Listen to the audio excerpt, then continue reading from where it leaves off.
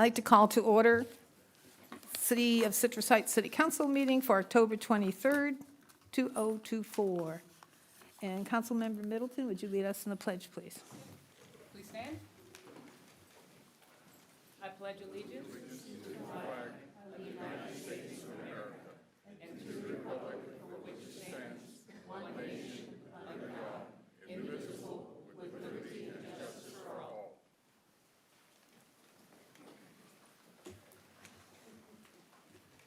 Would the clerk please call the roll? Councilmember Middleton, Present. Councilmember Schaefer, Here. Vice Mayor Lopez Taff, Here. and Mayor Karpinski Costa. Present. Next item, please. This meeting of the Citrus Heights City Council is live and recorded with closed captioning. It is cablecast on Metro Cable Channel 14, the Local Government Affairs channel on the Comcast and DirecTV U-verse cable systems.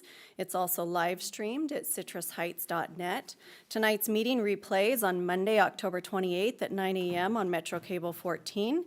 This meeting will also be available for viewing on the city's YouTube channel. Next item, please. Next item is approval of agenda. Move for approval. Second. Moved by Councilmember Schaefer, seconded by Vice Mayor Lopez Taff. All those in favor say aye. Aye. Unanimous. Next item, please. Next item is presentation number 4, proclamation of the City of Citrus Heights recognizing October 2024 as National Manufacturing Month. Well, since this is right up your alley, I have asked Councilmember Schaefer to do the honors. Well, thank you, Mayor. I'd like to invite Dean Peckham from Sacramento Valley Manufacturing Alliance up to the podium, please.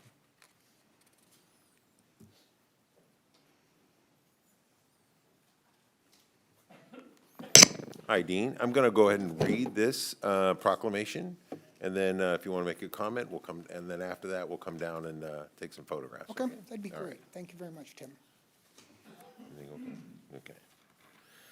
All right. It's a proclamation of the City of Citrus Heights recognizing October 2024 as Manufacturing Month, whereas Manufacturing Day is celebrated nationally on the first Friday of the month of October and to showcase the manufacturing innovation and facilities in an effort to educate the community about manufacturing career opportunities and commend Made in America production. By the way, we had planned to do this on the 9th, but Dean was not available. I'm sorry to, he was Okay. taking care of arrangements for his father, so sorry for that. Appreciate that. Thank you.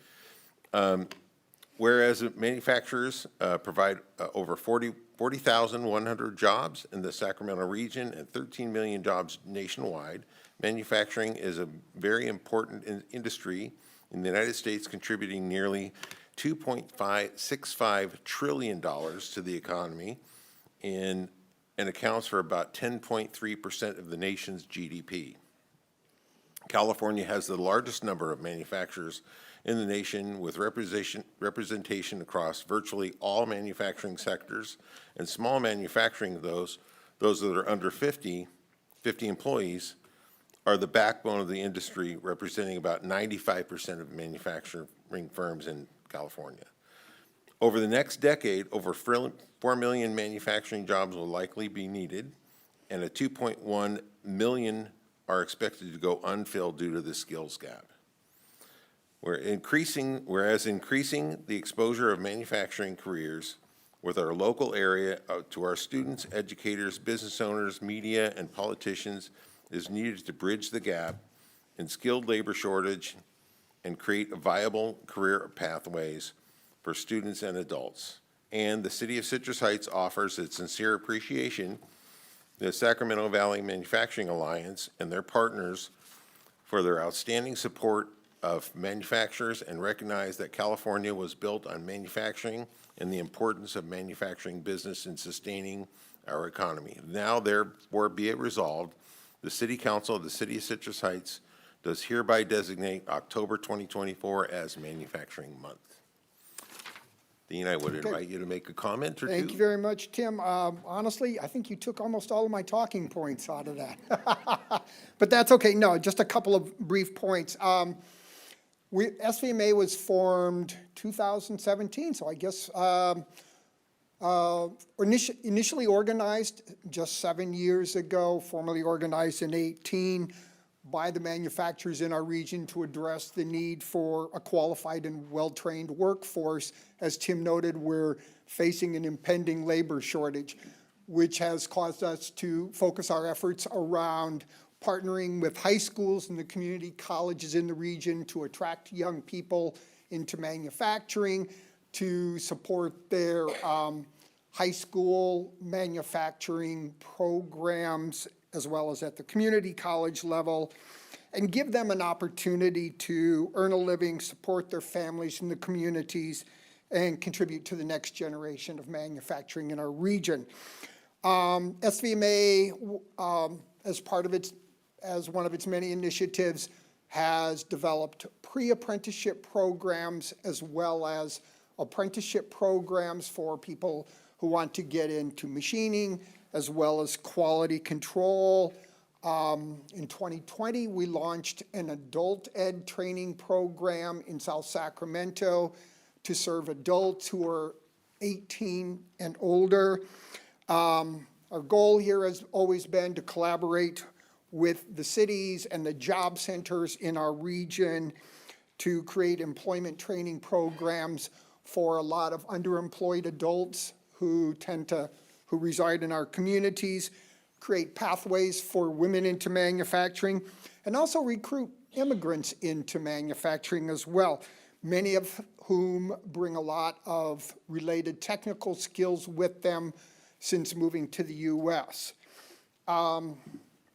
Big picture, nationwide, manufacturing probably has the greatest economic impact of any industry in this country.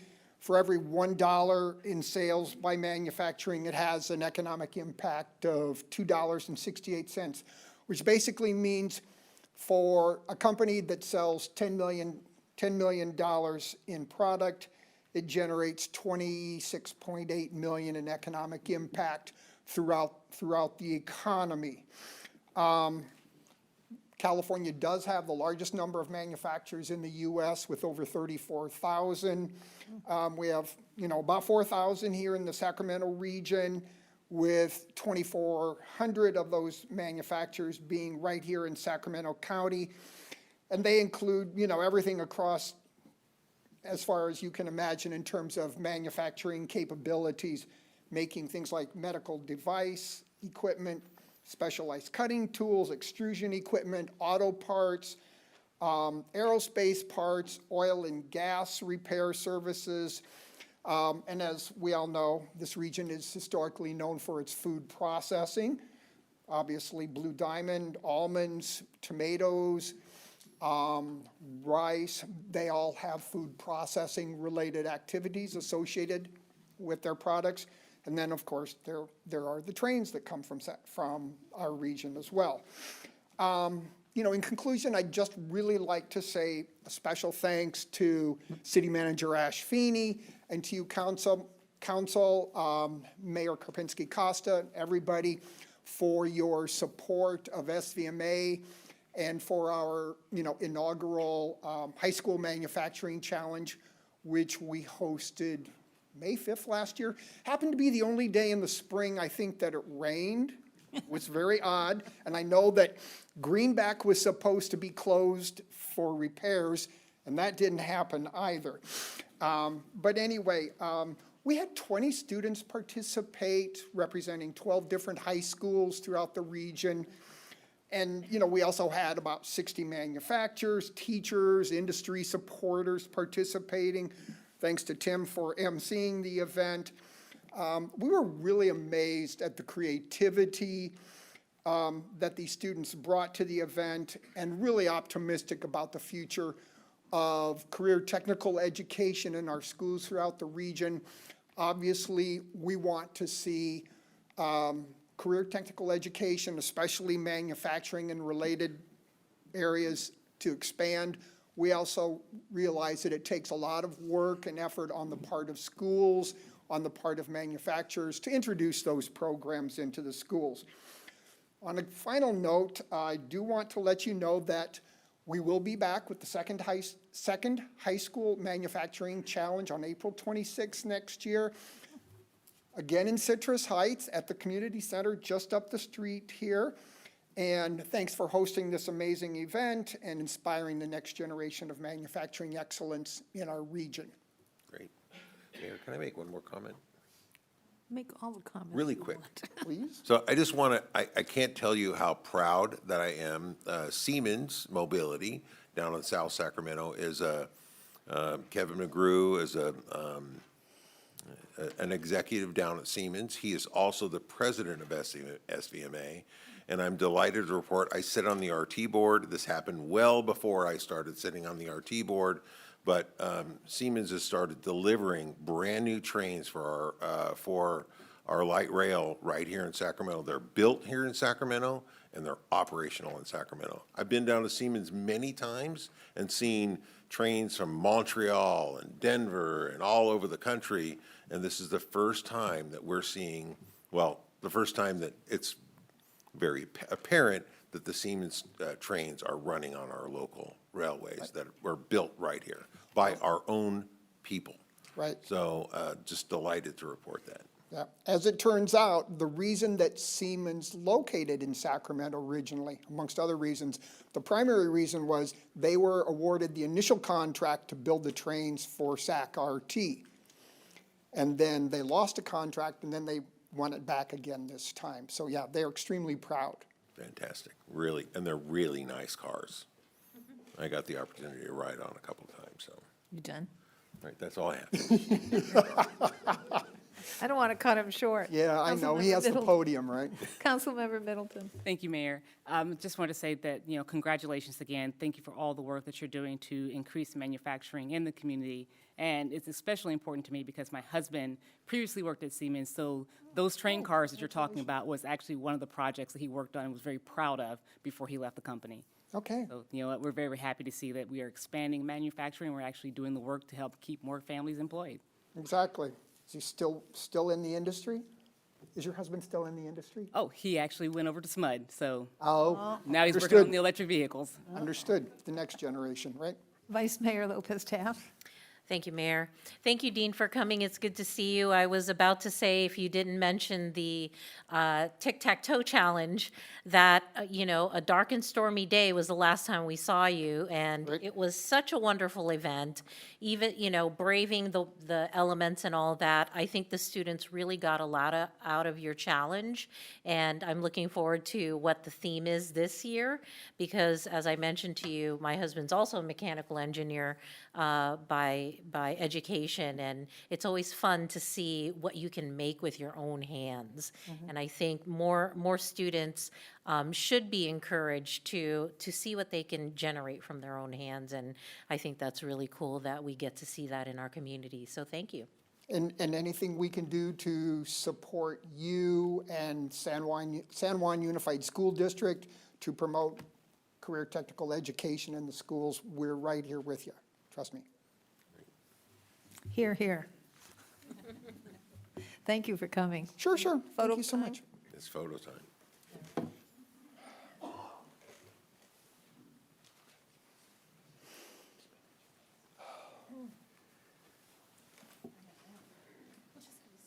Okay, okay.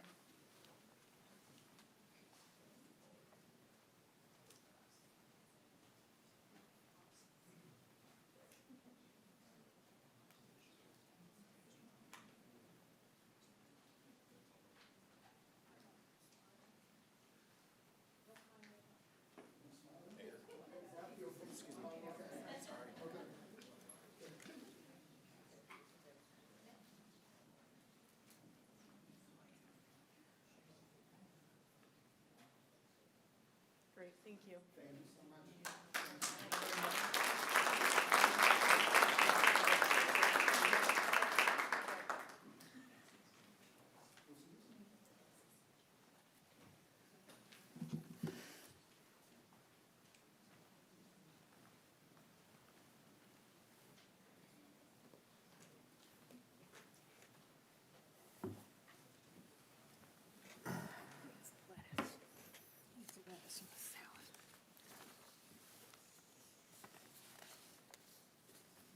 Next item, please. Next item is presentation number 5, proclamation of the City of Citrus Heights recognizing October 2024 as National Disability Employment Awareness Month. And we have 2 organizations here tonight to accept the proclamation. And I've asked Councilmember Lopez Taft to read this one, since she All right. has some connection with those people. Absolutely. Thank you so much, Mayor. I'd like to invite our 2 local organizations, Pride Industries and Progressive Employment Concepts, to our podium.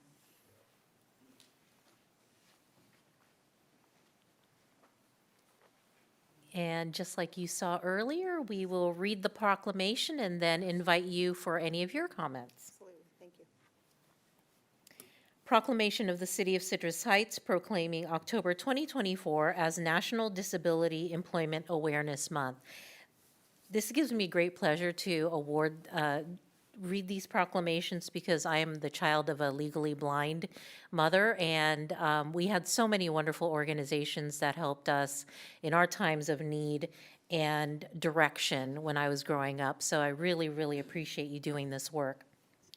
Whereas individuals with disabilities are an important, vital part of our community as valued workers, civic leaders, business owners, veterans, family members, and friends, and they are innovative and valued contributors in the workplace, the classroom, and the community. And whereas the purpose of National Disability Employment Awareness Month is to educate about disability employment issues and celebrate the many and varied contributions of America's workers with disabilities. And whereas workplaces welcoming of the talents of all people, including people with disabilities, are a critical part of our efforts to build an inclusive community and strong economy. And whereas the City of Citrus Heights is committed to ensuring that city programs and employment practices effectively serve and benefit persons of all abilities in order to support individual dignity, self-reliance, and productive lives for all people. And whereas Citrus Heights is dedicated to fostering equal access and demonstrating commitment to full inclusion of people with disabilities. Now therefore be it resolved that the City of Citrus Heights does hereby proclaim October 2024 as National Disability Employment Awareness Month and urges all citizens to recognize the accomplishments and contributions of persons with disabilities throughout our community.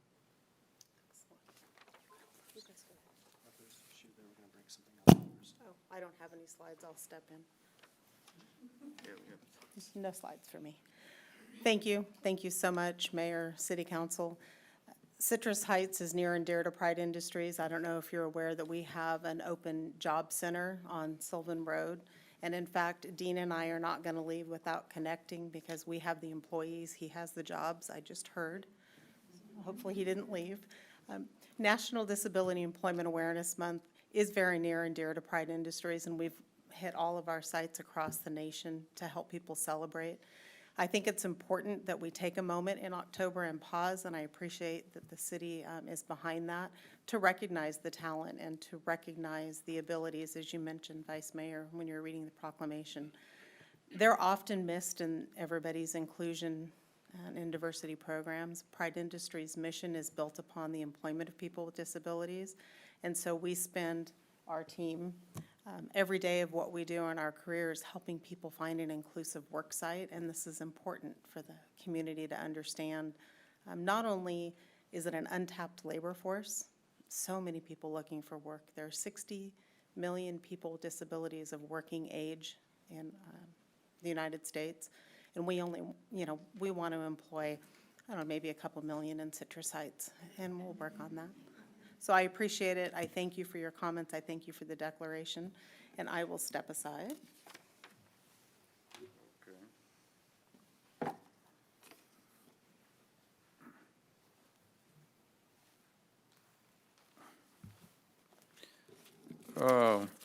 Good evening, everybody. My name is Robert, and I am happy to be here. I am not only a client, I'm an employee for Progressive Employment Concepts and also the UC Davis Mind Institute. This is my friend, Mark. So, Okay, so I work for Progressive Employment Concepts, and I was wondering, can you press play on that right there? Let's see if it works. Progressive Employment Concepts is a social service agency operating under the name Community Employment Services, or CES, here It's in okay. Davis. Our agency supports people with developmental disabilities to live regular lives doing meaningful, valued, productive activities like working for real pay at regular jobs, volunteering, going to community colleges, and starting their own businesses. CES strives to connect the people we support to their communities and help bridge the gap to employment and meaningful opportunities. If you're an employer looking to hire quality employees, we can help you. If you're a person with a disability looking for support, we can help you. If you're a community member looking for local entrepreneurs to do business with, we can connect you. To find out more about CES, hiring somebody we support, the entrepreneurs we work with, or about donating to support the work we do, we would love to talk to you. Stop by our offices downtown at 105 East Street or follow us on Facebook. We're also at 6060 Sunrise Vista Drive too as well, so. Right. You know, if you scroll down there, it's a beautiful website. I'm not gonna bore you with all the details, but it goes through our, if you just scroll, yeah, there you go. It goes with our mission, our vision, Right. our values. Oh, look at that guy, he looks familiar. Looks familiar, huh? He's actually going to Washington, coming up in a couple of weeks through the Actually, work next job, week. through your job at the Mind Institute, right? Yes, my job at the Yeah. mine. So if you keep on going through, it goes through our different values. You're all speed readers, right? I thought so. Yeah. Oh, the donation stuff, you need to worry about Can you that. make sure you speak into the microphone so the sorry. people online can hear you? Oh, sorry about that. Okay. So you can see here, our website goes through basically who we are and what we do. I've been working for the agency for, oh gosh, how long is it now, Robert? Almost. 15 years? Going on in 15 years. 15 years. And I do direct support services. I'm also a trainer and mentor for other community development specialists. This here is Robert, and he is an integral part of our agency. He is our self-advocate and does a lot of our, keeps up on our current events and kind of keeps everybody kind of in tune with what's going on, not only here in the local area, but like, you know, statewide and internationally. And I can't say enough about Progressive Employment Concepts. It's such a great organization. Like Carol said, we work on individualized employment. So we have people that work at, if you go on there, we have business partners on there, a link to business partners. We work with SMUD, we work with Franklin Templeton, we work with a whole bunch of organizations. Like I said, we do have a, Davis Mine Institute. yeah. And we have volunteers who also work in the community. We have one individual I work with who's actually worked with the police department for over 12 years. So, and we're very involved in the community. You've probably seen several of us at different events. We know Ashley on a first name basis, which is kind of a neat thing.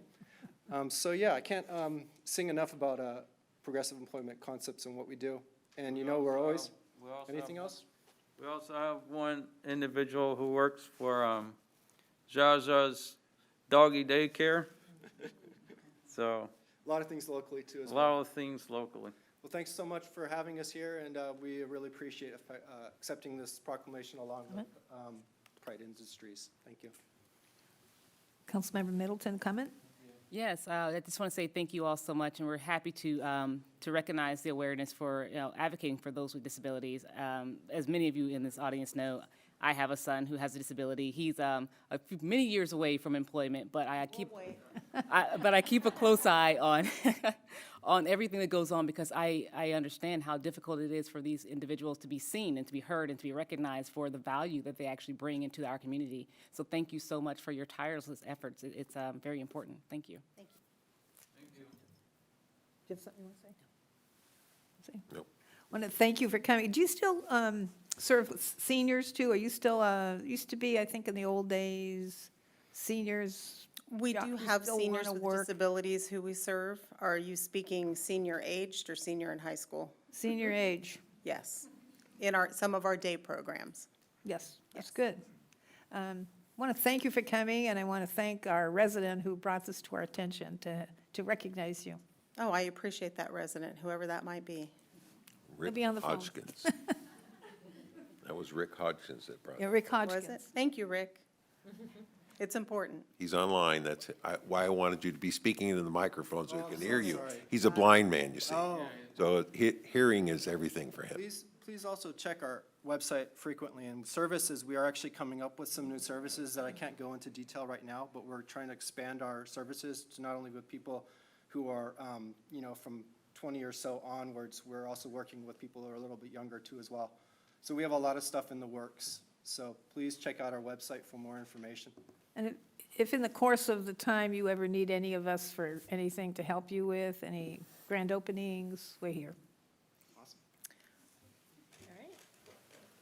And feel free to gather your teams for our pictures. Excellent.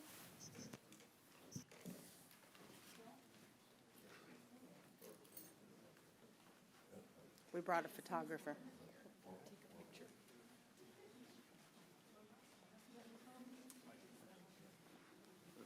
How about I go first? And then we'll-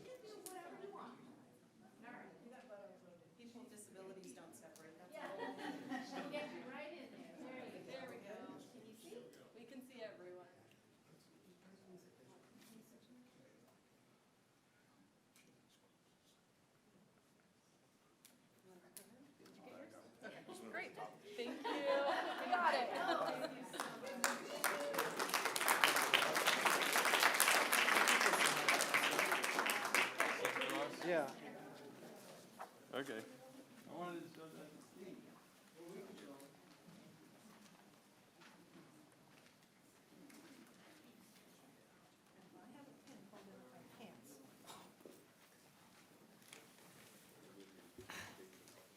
Hopefully I don't have to get up again. Okay. Next item, please. Next item is public comment, and if you wish to address the council during the meeting, please fill out a speaker sheet and give it to myself, the city clerk. When you are called upon to speak, step forward to the podium and state your name for the record. Speakers are limited to 5 minutes each, and the mayor has the discretion to adjust the allotted time. There is a countdown display that will flash red at the end of the allotted time.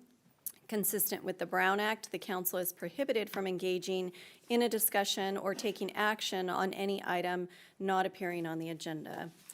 And at the conclusion of the speakers that are here in the audience, I do have a couple of written comments that were received prior to 4 p.m. that I'll read. Would you like to start with those? The public comments that you We can have? take the ones from the audience if you wish, and then I can read those after. Okay, whatever you like. I would like to call Mr. David Shelton, please. Good to see you again, David. My name is David Shelton, and I want to thank the council, the mayor, the vice mayor, the council members for letting me speak. I think it's important when you're allowed as a member of the community to speak to your leaders that are elected. This is the 14th week since I made my first presentation after the 4th of July. It's 11 weeks until the next 4th of July, which we call New Year's, which will be something I'm concerned about, because New Year's is different from the 4th of July. New Year's, they have these things called guns, and they shoot them up. They don't point them at the ground. And we have this thing called gravity. What goes up comes down. It's enough to have a firework land on my roof, but if the bullet goes through the roof and I'm sitting in my easy chair and it goes into my head, that's not good. Or a small child outside and it falls down on a small child, that's not good. And the thing I've tried to focus on is there are three basic things. There's the legal issue.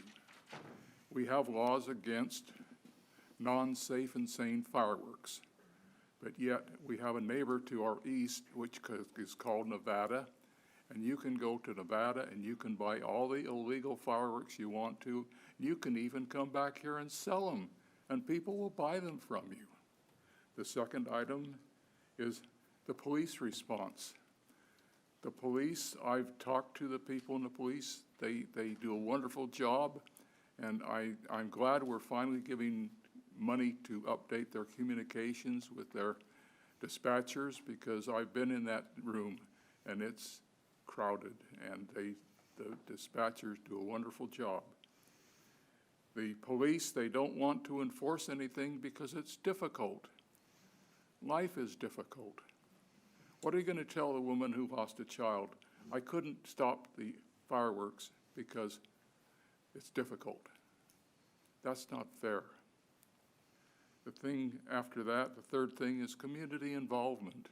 I think it's important to get the community involved in what goes on. And I've started off, I've lived in Citrus Heights now for 22 years. I lived in Marin County for 32 years, and then I moved up here, got twice the house for half the price, took the rest of the money and put it in the bank. And I've been retired 18 years, and I still got money in the bank, I hope. If we don't have anything that goes really south in the next week. And I had the opportunity to work with code enforcement. And code enforcement people are wonderful. The secret in working with the city is you have to get an email address, and you have to get a person on the other end that you can talk to. Once you've established that communication, I can talk to Ashley Finney, but until I send him an email address and he's got my email address, chances are he's not going to call me. And it holds the same through. It's not that they don't want to talk to you, it's that they're very, very busy. And so I have been looking at the end of each of the meetings for something that the city manager put up on fireworks, and I've seen nothing. Now, there is a comment from the governor. He doesn't like fireworks going off in our state, but I think it's a lot more critical in Southern California than it is up here. If you go to Southern California, it's a whole nother world, a completely other world. You can't believe the people down there. And finally, there's the city council. The council, I thought we would see something, and I'm hoping that since we've only got 11 weeks, and the way the system works is they have to present something, it has to be agreed to, it has to have a first reading, it has to have a second reading, and then it can be voted upon. That takes time. We only have 11 weeks. And trust me, I'll be back on New Year's because I think it's important. I don't want the city to burn my house down, and I don't want yahoos to kill children. Thank you for your time. Next speaker is Cynthia Roberts.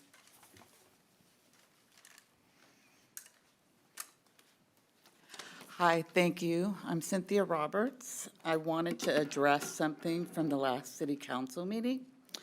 The Lincoln Highway project was not a collaboration of a neighborhood group in the city.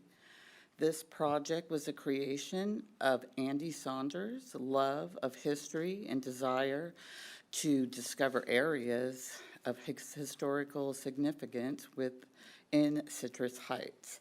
Andy Saunders collaborated with Regina Cave from the city, and she helped bring this creation to life.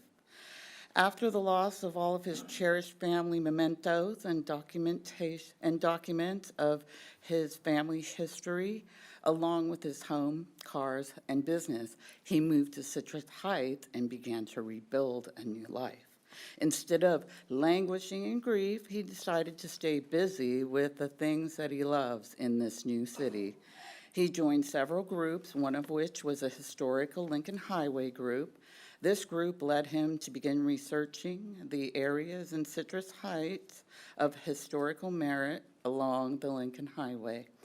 Sometime later, Andy heard Regina and Courtney discussing their functions within the city and upcoming projects at a neighborhood meeting. After the meeting, he obtained contact information, and the collaboration began, thanks to the help of Regina, who put an enormous amount of work into this project, and he was able to coordinate an unveiling of his project and was excited to share it with Citrus Heights. I am so proud of Andy Saunders for following through with his creative idea to honor Citrus Heights and the Lincoln Highway's rich history. Kudos to you, Andy Saunders and Regina Kay. Thank you. Thank you. Next up is Melissa Hayden.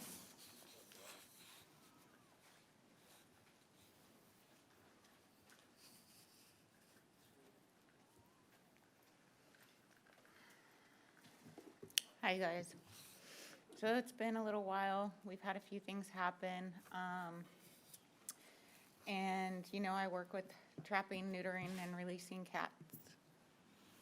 Thank you.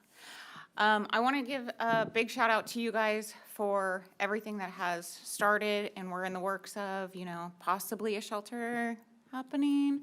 And you guys are hearing us. I've had a lot of great talks, visits, drive-arounds at locations. That's been wonderful. I got contacted by the commander to work inside animal control, and that was pretty special, I thought.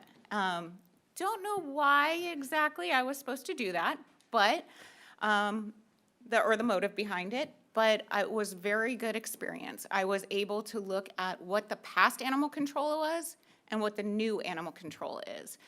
I think we need a lot of help. I have found a lot of interesting facts through speaking to a great friend of mine who was an insider and helped me. He was going to come forward to you guys with some of the facts that happened and inside animal control. Unfortunately, he is no longer with us, so those facts are with me and maybe anybody else he was able to share them with.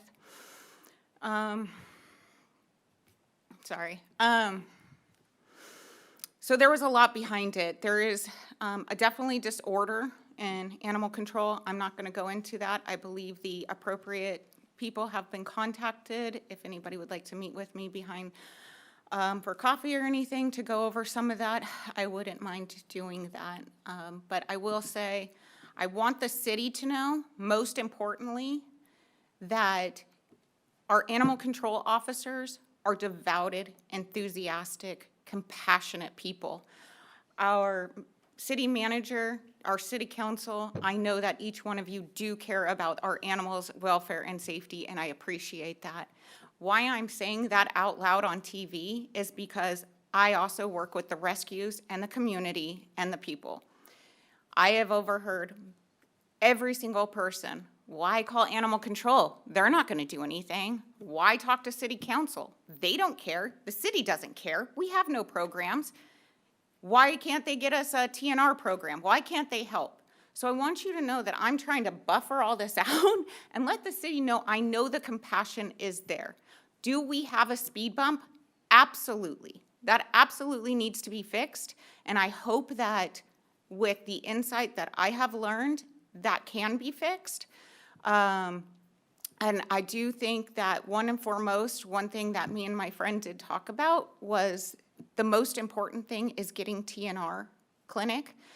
If we can, I understand the building, this is not the right time exactly to talk about it, but there are two buildings, so I'm putting the hint out there of something we discussed together, is using one of those buildings as quickly as possible to turn it into a clinic. We need a TNR clinic in this city so desperately because one, our trappers are out of this county and they don't want to, or city, I'm sorry, excuse me, out of the city of Citrus Heights, they don't want to help anymore because we aren't helping ourselves. The rescues have all been turned down. All of our vets offices have contracts were diminished in such a horrific way.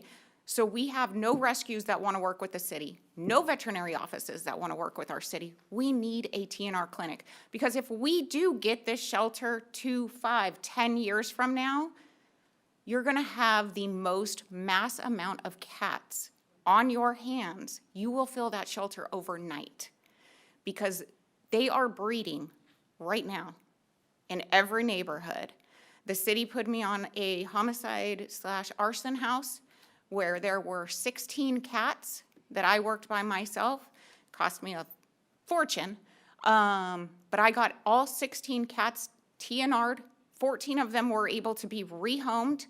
I did not get any help from our city whatsoever on that, and that all came out of my pocket, and it's really disappointing that it's up to us, our community, to make this place better. I do also want to say 14 of those were females, and within 1 year, there would have been over 210 cats at that one house had I not gone up and had those TNRs done. So respectfully, please, please consider a spay and neuter clinic as soon as possible. Thank you, Melissa. Next speaker, please, is Lisa Taylor.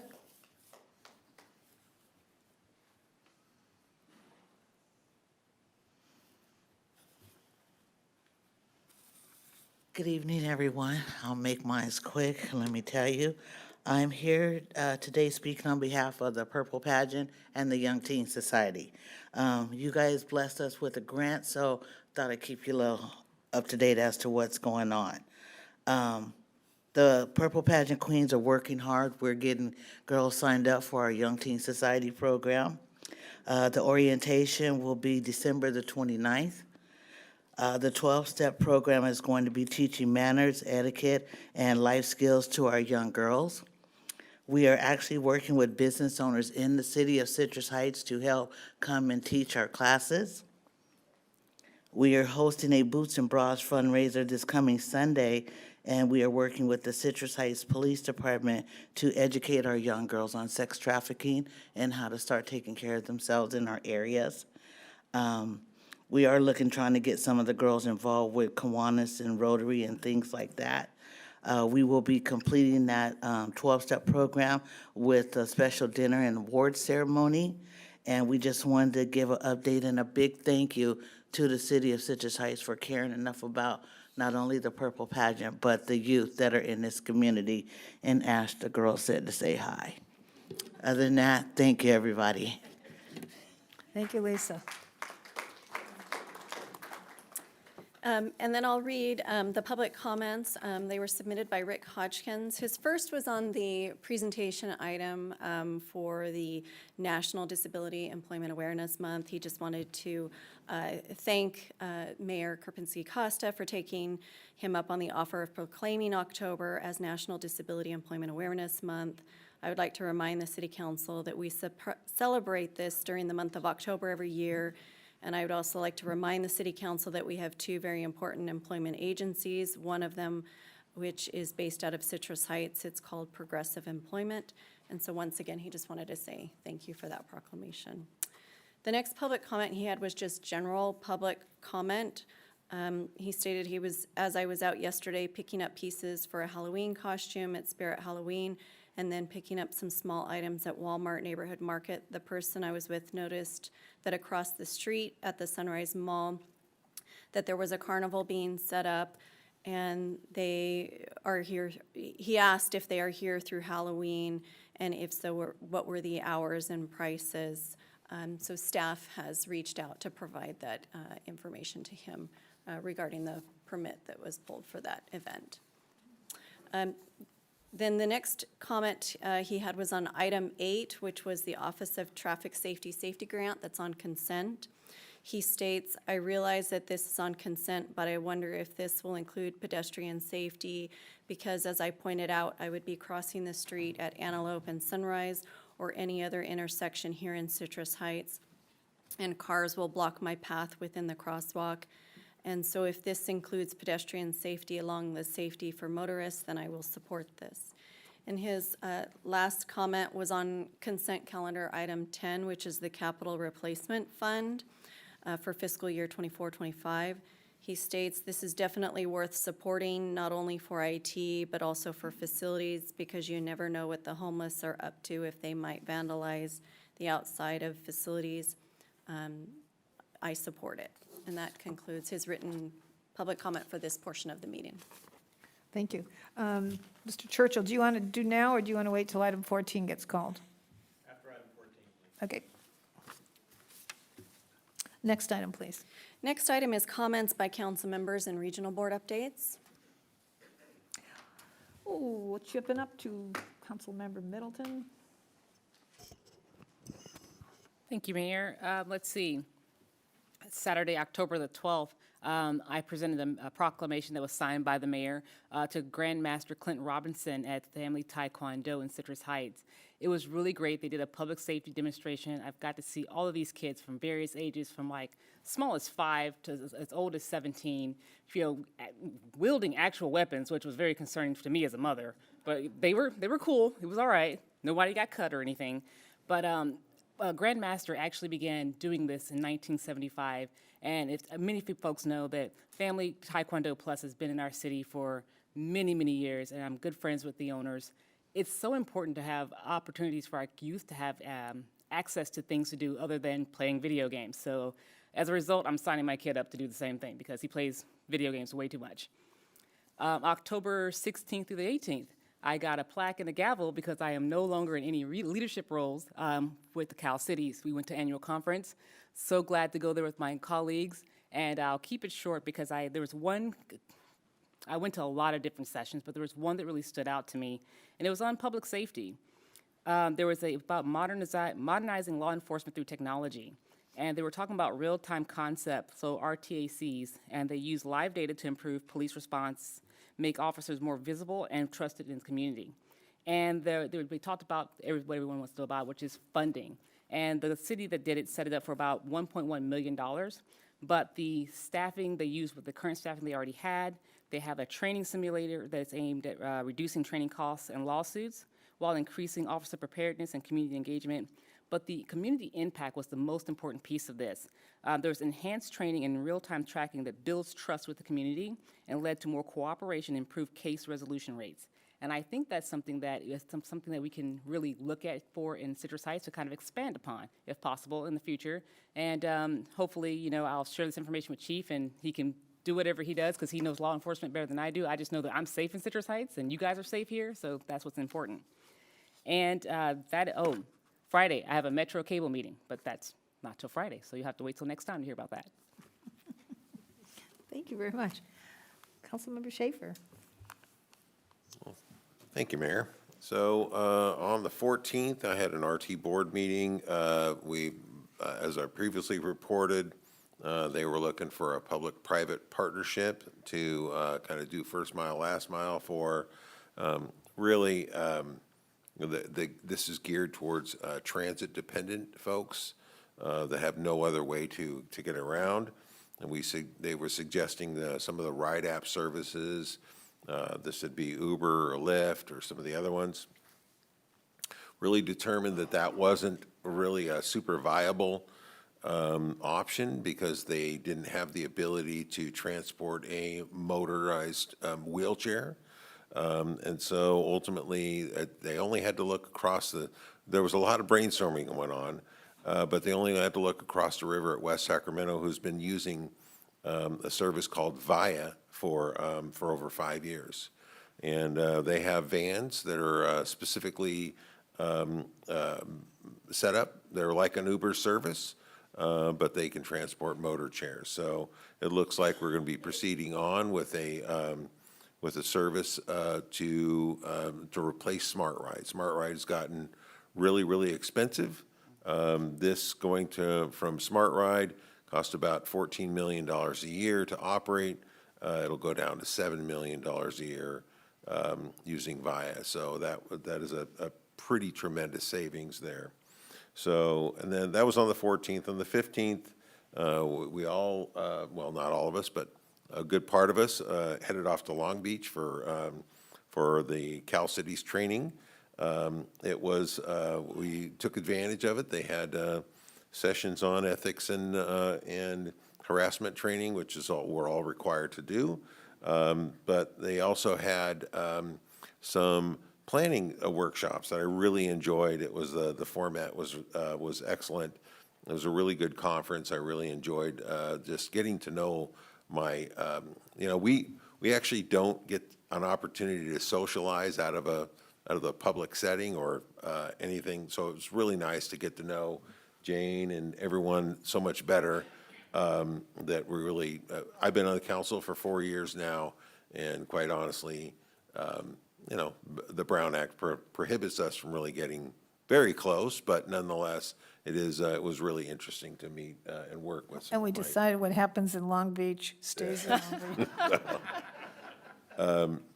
So we all got back on Friday night from Long Beach, late. We got back about 8:30, and then about 8:30 the next morning, we were off to the Halloween festival. Some of us were there earlier.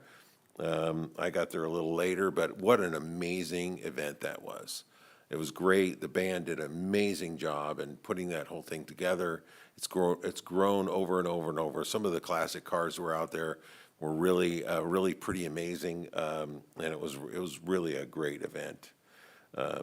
And oh, by the way, while I was at Cal Cities, I had a SACOG meeting where we had some critical business to complete. We did vote and agree to do our portion to fulfill our AB 350 responsibilities, and that is greenhouse gas reductions and the like. So it's all boring kind of stuff, but nonetheless, so I broke away from Cal Cities to do that, and then on Monday, I'm part of RT. I'm now on the Capital Corridor Joint Powers Authority, which adds an additional track to the Capital Corridor coming out of Roseville and going down to the Bay Area. It was also really interesting. That was my first meeting with them. A really interesting proposal they have for splitting the track, adding trains. It's just a really amazing. I've taken the train many times. I certainly encourage it. It's a really nice train ride. Catch it at 7 a.m. out of Roseville, and it'll take it down to Oakland. You can take it down to the Richmond BART station, transfer to BART, and take it over to SFO. I've taken it down to San Jose. There's a really cool shuttle that drops you off on the same platform. You go take the shuttle right over to Norman Airport. It really is really pretty amazing, but still no light rail to the Sacramento airport. You take the train, go to all the Bay Area airports, but can't go to my local airport. Sorry for slamming, but that's how it is. On yesterday, I had a meeting with GSEC, and this is a team that's putting together, near and dear to my heart, a game plan for really drawing precision manufacturing to this region. We already have a really strong, very diverse type of precision manufacturing, but this is really geared towards bringing some of the semiconductor business here. We have 9 semiconductor manufacturers that are represented in our region, and this is to really go out and pull some of that work into our region and create a growth opportunity for us. So with that, I hope that's enough, but that's all I have. It's plenty. Vice Mayor. I feel such a lightweight tonight with all the reports from Councilmember Middleton and Councilmember Schaefer. I too went to the Cal Cities conference, and we collaborate to talk about what was interesting or important to us, and I think really what I realized what was most interesting to me is that the cities not only are involved and called to serve their cities directly, but we're also called and involved to work on policy committees. And there are 7 policy committees that we're asked to join up on. And while there are over 400 cities in the state of California that are members of Cal Cities, they ask about 220 individuals who are already serving in their local community to additionally serve on policy committees that speak to California legislative bodies on important issues that affect our everyday lives. And I think it's really important for everyone to understand, because I surely didn't, how much we're called upon to additionally serve. It doesn't just the magic doesn't just happen here. We are really actively working on our city's behalves to represent you well in the areas that concern our particular communities. So just to see that and hear those numbers coming out of individuals who already serve their communities in pretty detailed ways always inspires me and reinvigorates me to how important it is. And we have an election coming up. Your vote is your voice in how you feel about the community. Please vote. You still have plenty of time. We've got a nice pink ballot box here in front of City Hall. Use it. This is the way we get to hear you. So that was my big takeaway from Cal Cities. Thank you. And on that note, voting begins at our community center in person on the 28th. If you want to vote in person, or some people don't want to put their thing out in the front, you don't feel it's safe. What's this? Oh, okay. Well, I have been very busy. I don't know why. I've been busy. On the 10th, it's like the last 14 days since our last meeting, and I've had something to do on 11 of them. So I went to the STA meeting, and my vote actually counted. There's funding for a project in Sacramento region. I'm cutting this really short and simple. And so the choice to our board was, do we want to fund the I Street Bridge? Or do we want to fund a little project that's going to be county-wide, which includes a little project in Citrus Heights to help our intelligent streetlights, not streetlights, signals. So it went, one vote got the county-wide project over the I Street Bridge. So I figured that was me, Sue Frost, John Polk and Sue. So we kind of got that done. So that's good. So we make that recommendation, I believe, to SACOG. I'm not sure where it goes next. On the next day, I went to the San Juan Education Foundation fundraiser. And that was very interesting. These are people who got $10,000 from our grant to fund $1,000 per grammar school for projects to connect the community to the students and parents. So we'll look forward to see what they come up with for that. That's their project, and there'll be more on that as those projects come forth. And then on the 12th, you guys went to Chip-In Day. Oh, that's right. You guys all went to chip. You chipped. They pitched in and chipped. I went to the Raptor Center. There's a Raptor Center at UC Davis where they house birds of raptors. And I just had never, it's only open twice a year for public walkthrough, and so I wanted to go to see those. And I wanted to see barn owls, and it's a very beautiful, interesting place. And then Monday with the Mayor was 10/14, and I had a few people, including David. It's always good to see you there. Went to the mosquito meeting on the 15th before I went to the airport. I went to the mosquito meeting, and the update on mosquitoes is West Nile virus mosquitoes are kind of on the down right now. It's kind of getting too cold for them at night. So we're pretty much, we still have a few traps out, but basically they're done. Our total,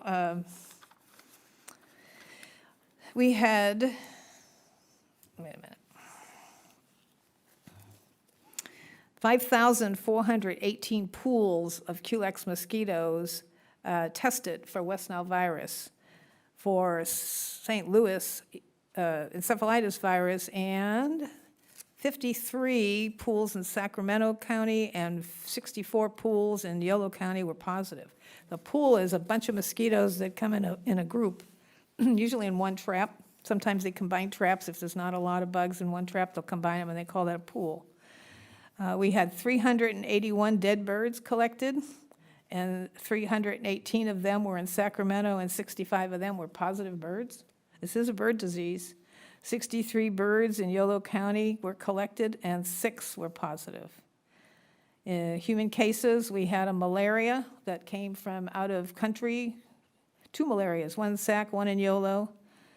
2 in yellow, dengue. These are the diseases carried by the mosquitoes that I told you about before, about the mosquitoes that we had in Citrus Heights on Cadota Way. The 17 of those ankle biters that bite you during the day that we want to know about. They carry dengue. And then we even had a chikungunya in Sacramento. These are travel cases. They get them when they travel out of the country. Human deaths, we've had 10 in the state. I don't know if anybody died in Sacramento, but we've had 9 cases and 3 in yellow. So it's a disease we don't want to have around. So I did go there. Then we went to League of Cities, and I think we're going to have more about, are we going to do how we got our award now or later? It's up to you guys. We won an award. We were so proud to win an award for our beautification. We've got a slide, Madam Mayor. You got a slide? We're going to show that right now. All right, let's see the slide. Get that. That's me and Ash in the middle there, next to Brisbane. And it's called the Helen Putnam Award.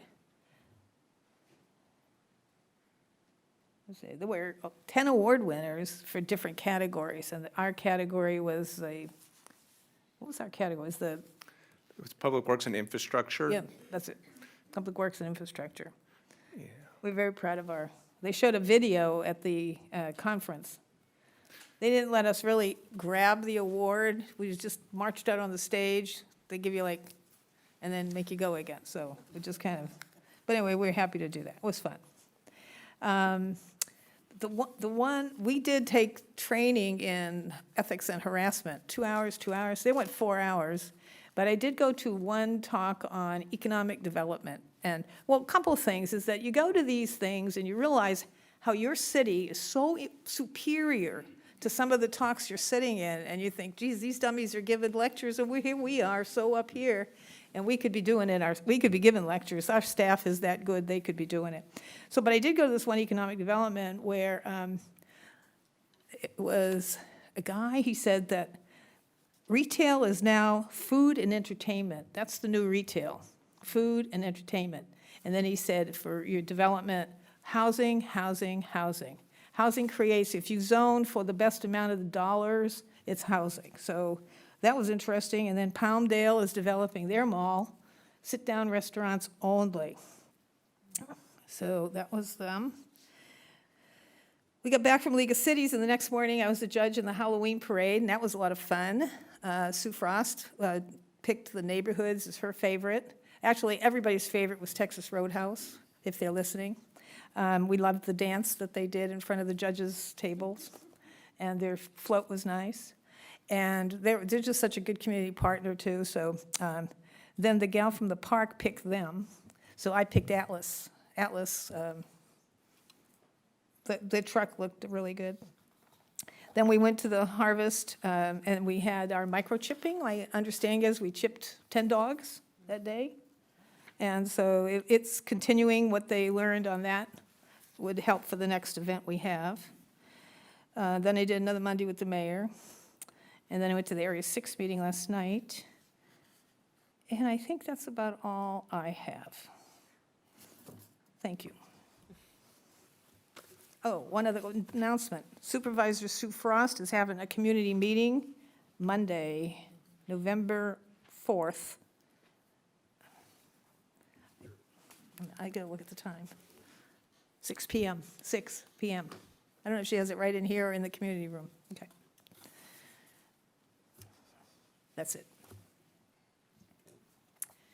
So our next item is consent calendar. We have item 6, it's approval of the minutes. We have item 7, which is Police Department Emergency Communications Center remodel agreements.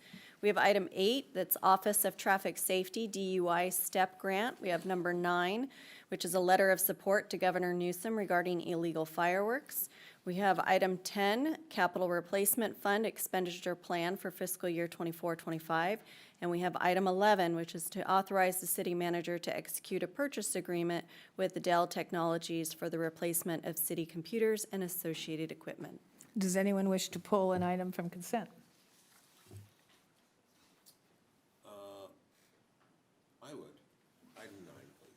Item 9.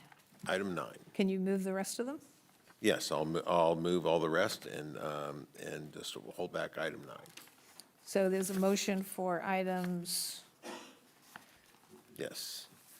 hang on, 7, I'll do it. 8, 6, 10, and 11. 7, 8, 10, 11. Second. Seconded by Councilmember Middleton. All those in favor? Aye. Aye. Item 9? Item 9 is the letter of support to Governor Gavin Newsom regarding illegal fireworks. One of the reasons I wanted to pull that, I see our representative from TNT, and I see Dennis Ravel in the audience. Oh. And I would like to invite them if they'd like to speak on this item. I can't see that far. I can't see that far. Thank you, Councilman Schaefer. Pardon me if I'm a little slow. I injured okay. my hip recently. Appreciate the council's attention to this matter. Clearly, illegal fireworks pose a significant problem for the state. And in large part, the problem is the availability of these illegal fireworks immediately across the Nevada border. And hopefully this initiative, with the governor's support, will result in the California Attorney General and the State Fire Marshal communicating with Nevada, their counterparts in Nevada, forming a joint illegal fireworks task force, and eventually getting the Nevada and California legislature to approve an interstate compact that would impact California residents' ability to buy illegal products and bring them back into California. I just want to say that, number one, this is the first time we're meeting in person because of every other time has been on Zoom. You're taller than I expected. But I appreciate your tireless work that you've done on fighting illegal fireworks. It really is it's a public nuisance and in a very big way and dangerous. And I fully support, I'm not a big fan of Gavin Newsom, but hey, let's work together where we can. And I like this, I like the letter that's been written. And would you keep us apprised of what happens, if Definitely. if he signs that letter, let us know? Definitely. Thank you again. Thank you. Going to move approval? I'd like to move item 9, please. Second. Who seconded? Seconded by Vice Mayor Taft. All those in favor say aye. Aye. Aye. Any other public comments on consent items? No, Okay. not for consent. Then we'll move on. The next item is public hearing, item number 12. The subject is review final 2025 draft annual action plan and funding recommendations and 2025-2029 draft consolidated plan for the Community Development Block Grant Program. The recommendation is to hear public testimony on the draft action plan and the consolidated plan, and then to adopt a resolution approving the Community Development Block Grant 2025 Annual Action Plan and the 25 through 29 Consolidated Plan, and authorizing the city manager or designee to execute and file all documents required to receive U.S. Department of Housing and Urban Development Community Development Block Grant funding. Staff report is first. Good evening, Mayor, Vice Mayor Nicole Piva with the Community Development Department. So I'm here tonight to present the final 2025-2029 Consolidated Plan and the 25 Annual Action Plan for the CDBG program for your consideration. These documents outline how the city will spend its CDBG funds over the next 5 years. So this is the second public hearing. It is required by HUD to approve these documents. As presented in detail at the October 9 City Council meeting, the consolidated plan includes 5 main goals for the next 5 years that are outlined on this slide. These goals are meant to reflect the community needs while being broad enough so the city can be flexible to fund a wide range of activities as the city needs change. In addition to the 5-year consolidated plan, the public hearing also includes funding allocations for program year 2025. The city expects to receive about $600,000 in CDBG funds, so the recommendation tonight will review the public services and the capital pot of money. The city plans to allocate the maximum amount of funds available to public services, which is the $90,000 here in this table. Although the city was not able to fund all of the request, the recommendation is to fund 4 of the public service activities. The activities selected for funding will provide a wide range of services to a vulnerable population in our community, including the after-school program, senior meal program, the renter's helpline, and the emergency food closet. As we discussed during the last meeting, the committee, the recommendation is not to fund Jake's Journey Home for funding at this time, as we currently have a contract with the County of Sacramento Department of Homeless Services and Housing to provide a street outreach program that Community Health Works operates. In addition to the public services, the recommendation is to allocate $390,000 to the Pavement Preservation Improvement Plan. This is in partnership with General Services. This project will consist of accessibility improvements, installing missing and repaired damaged sidewalks, installing ADA-compliant pedestrian ramps, and these are going to be locations throughout areas 1, 2, 3, and 4. In addition, we like to recommend reallocating the 24 residential street resurfacing funds to the 25 pavement preservation improvement plan. So that is a total a little over $771,000. The city has issued home repair loans using CDBG funds over the last several years. When the city receives loan repayments, these funds are deposited into a revolving loan fund that will be used for future home repairs. So we have revolving loan funds and some unexpended prior year funds, and we like the recommendation to use that money to fund the critical home repair grant program. The funds will be used for mobile home repairs.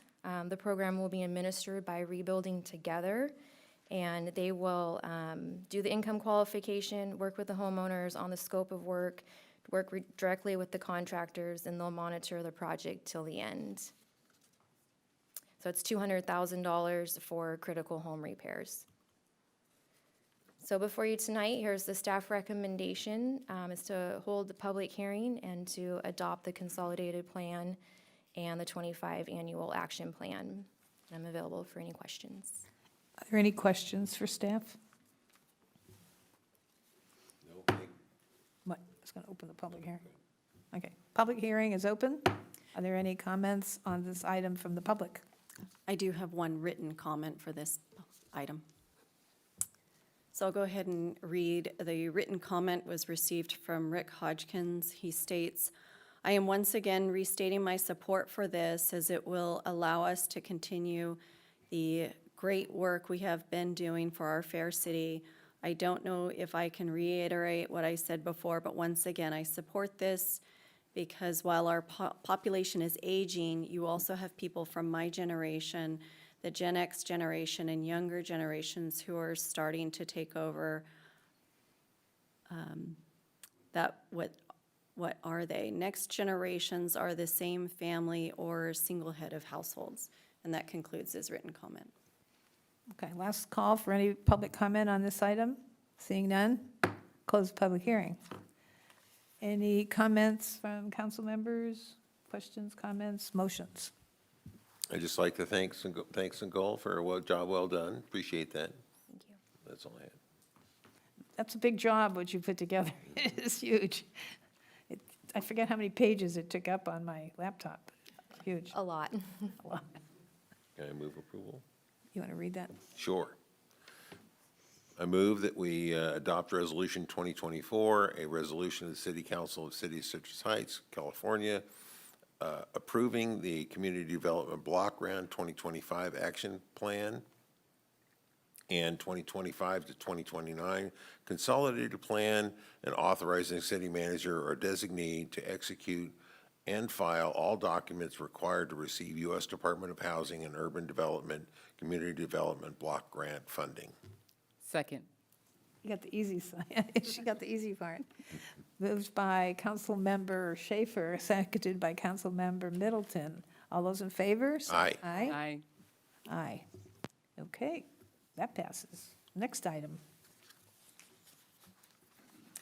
Next item is public hearing, item number 13. The subject is resolutions approving the Measure A Sacramento County-wide Transportation Mitigation Fee Program Nexus Study and amended agreement on operating protocols.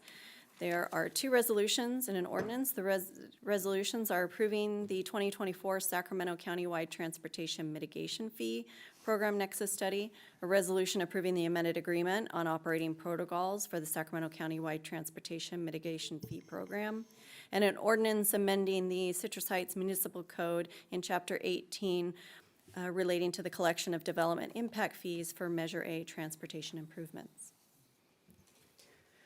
Good evening, Mayor, Vice Mayor, City Council members. Regina Cave, your General Services Director. This item before you regarding the Measure A Sacramento County-wide Transportation Mitigation Fee Program is essentially adoption of an updated Nexus study for an existing program, and that is, my screen just went out. There we go. That is a pass-through. The background, the Sacramento Transportation Authority administers the Measure A. Measure A is a half-cent sales tax imposed here throughout the entire Sacramento County. Apologize, my screen keeps going out. And it was renewed in 2009. The original Measure A from 1988 was set to expire in 2009. And the voters unanimously approved in 2004 to extend that Measure A. And with that Measure A came an ordinance that included the Sacramento County Transportation Mitigation Fee Program, which imposes development impact fees on all new development throughout the region. Those mitigation fees are to fund, in portion, capital projects throughout the entire Sacramento County that were identified in 2004 that the voters approved. The Nexus study, again, originally conducted in 2006 for the program, utilized existing and forecasted development, so that was in 2006. Efforts began in 2022 to update the study as development and land uses have changed throughout the Sacramento County. And so we began as the agencies, all of the cities and the Sacramento County, working with the Sacramento Transportation Authority back in 2022 to identify all those land uses and future forecasts. The Sacramento County Transportation Board, Governing Board, approved in June of 2024 the updated Nexus study, and subsequently in August, they approved the updated operating protocols agreement. Each agency that is a recipient of the funds and administers the funds must sign an agreement to agree to impose these mitigation fees through their collection of fees through the building department, and then subsequent reporting. So for us, the city benefit of Measure A as a whole, we do have a capital program. Within the 2004 voter-approved projects, we had identified 3 terminus, not specific projects, but terminus. So Antelope Road from Roseville Road to Auburn Boulevard was identified as a stretch of roadway that would benefit from projects. We did deliver widening of Antelope Road on the west side of I-80 back in 2005 through 2008, and that project received funds. We'd also subsequently had constructed a couple pedestrian safety improvement projects between I-80 and Auburn Boulevard in the last 10 years that utilized portions of Measure A funds. We utilized money for Greenback Lane even just in the last few years. We had a $600,000 allocation of capital funds, which improved the pavement conditions and pedestrian upgrades from Sunrise to Fair Oaks. And then for Sunrise Boulevard, we constructed improvements from Oak Avenue to the north city limits in 2 separate phases. So for ongoing Measure A programs, and again, the capital program is just from the development impact fees. From the ongoing Measure A programs, we also receive monthly allocations of the half-cent Measure A sales tax, and that Measure A goes through our street and maintenance program. We have our safety, streetscaping, pedestrian, and bike facilities, which essentially helps to fund things like portions of the trail projects, if we construct new ramps, new pedestrian or bike facilities, and then traffic control and safety. So if there are engineering, traffic team, if they do any kind of modifications to traffic signal upgrades, signage, or anything to improve safety around our schools. So the recommendations are to adopt the resolution, approving the updated mitigation fee Nexus study, approving the amended operating protocols agreement, and then introducing by title for the ordinance inclusion into the city's municipal code. and I will take any questions. Are there any questions for Regina?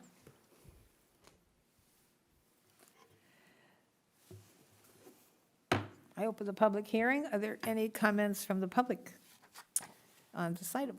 And I do have one written comment for this particular item. This comment is from Rick Hodgkins, and he states, at the last meeting, or was it the previous meeting before that, I mentioned that the Sacramento County Board of Supervisors just last year in March talked about wayfinding for pedestrians, and I hope that this countywide transportation study takes that into consideration. Also, I can't help but wonder if Regional Transit and Sacramento Transportation Authority are also involved, and he asked, are they? But that concludes his comment. Are there any other comments from the public? I hate doing this. Close the public hearing. Mayor, did you want me to answer any of the questions that were posed by Mr. Hodgkins since he Yeah, was you listening? can. So the Sacramento Transportation Authority is actually the sponsoring agency since they are the administrator of Measure A funds. And the Sacramento RT is part of one of the recipient agencies. So they do benefit from the impact fees as well as the half-cent sales tax revenues that are generated throughout the county. So some of the impact fees went down. Does that mean we'll get less money back? No, so we actually have funding that we've received to date, about $8.1 million in capital funds. Some of that has been mitigation. A very small portion for us was the mitigation fees. Most of it was through the sales tax portion. And we have about $9 million left, which is our target amount to hit to receive back for capital projects between now and 2039. So we should be getting about a total of $18 million. Well, I suspect with the sales tax, with the inflation, sales taxes went up, so we should have seen a little increase. I can actually I have a slide to share with you if you would like to see what the benefit has been over the years for Citrus Heights. So, excuse me, revenues. So from fiscal year 2009, 2010, which was the start of the current Measure A, through fiscal year 2034, we have received approximately $1.867 million in traffic control and safety revenues. We've received a little over $4 million in bike and ped safety revenues, $29.2 million in street and road maintenance, and then $8.4 in capital funds. Now, again, that was towards capital projects, doesn't necessarily mean that it was part of the mitigation funds. I believe it was only about $60,000 that we've actually received out of the mitigation because there's such a huge demand in the region for the capital funds. And then so total benefit that we've received of $44.6 million in Measure A funds since 2009, 2010. In terms of mitigation funds that we've collected here at the city from development projects and administered to the STA, that's approximately $1.2 million through fiscal year 2024. And then estimated revenues based upon a half-cent sales tax that we've generated here in Citrus Heights is $90.8 million. So I don't like proposing hypothetical questions. This definitely does feel like it's going to we're building a case for another Measure A. I didn't see anything in the staff report that kind of indicated that, but I'm kind of feeling like, I can address that. what's that? I can address that. Okay, Mayor, would you please address that? So at the last STA meeting, on the agenda was to form another subcommittee of STA members to look at ways to increase revenues.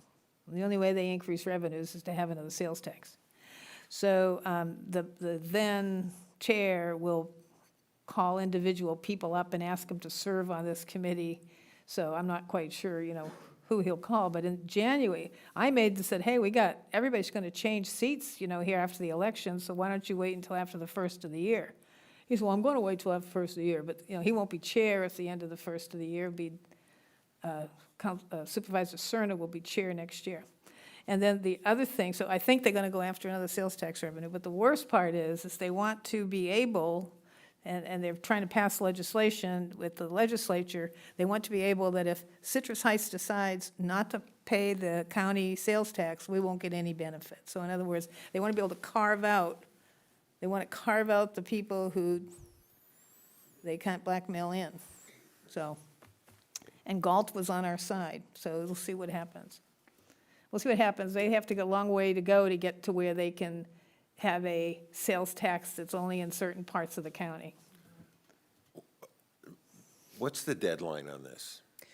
So between this meeting and then we meet again in 3 weeks to codify, and then there's 60-day hold, so we can start implementing this in January. Now, keep in mind, again, this is already an existing fee program, and looking at the Nexus study, you can see the fees that are proposed. They're actually equal to or less, majority of them equal to or less than not only what the cap is, but what we are currently collecting. So the fees will actually go down. So I've had 5 days, 4 or 5 days to digest this. I would like more time. That's, Do we have time? I would like to move that we move this to the next meeting. Do we have time? We have time. It will be back on the next council meeting on the 13th of November. It will be back anyway? It will be back anyway. It is required to come back to council for a second time. Okay, Can you wait till the second time?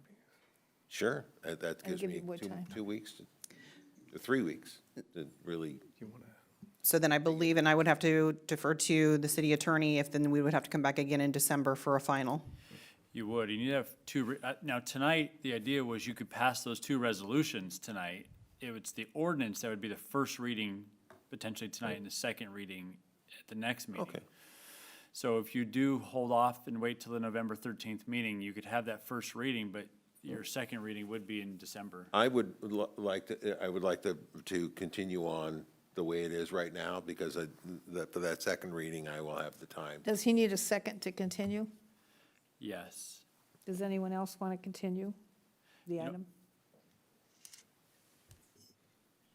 I'll second. To allow more time.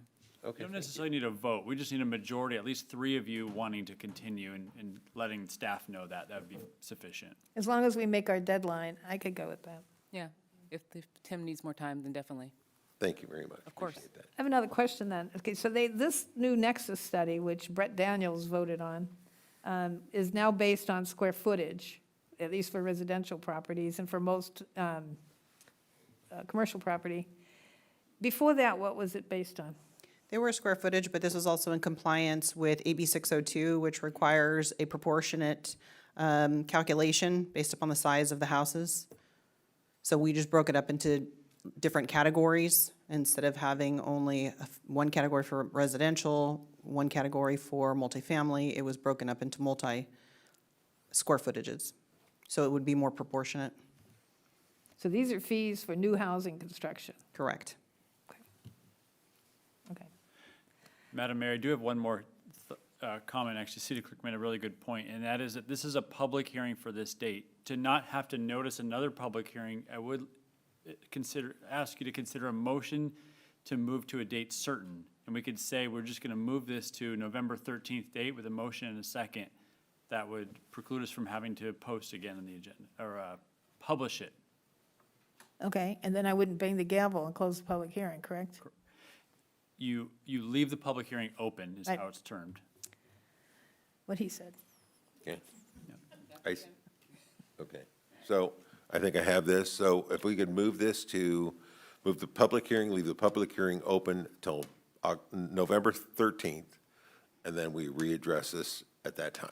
Correct. Second. Thank you.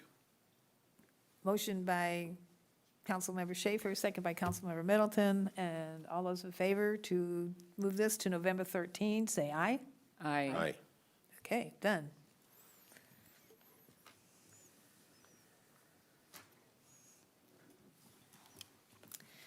So our next item is regular calendar, item number 14. The subject is Memorandum of Understanding, Citrus Heights Veterans Memorial Project.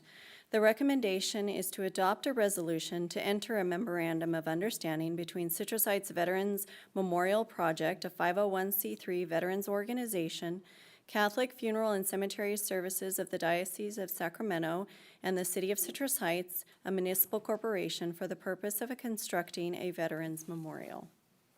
I have 2 speakers on this item. Is there a staff report first?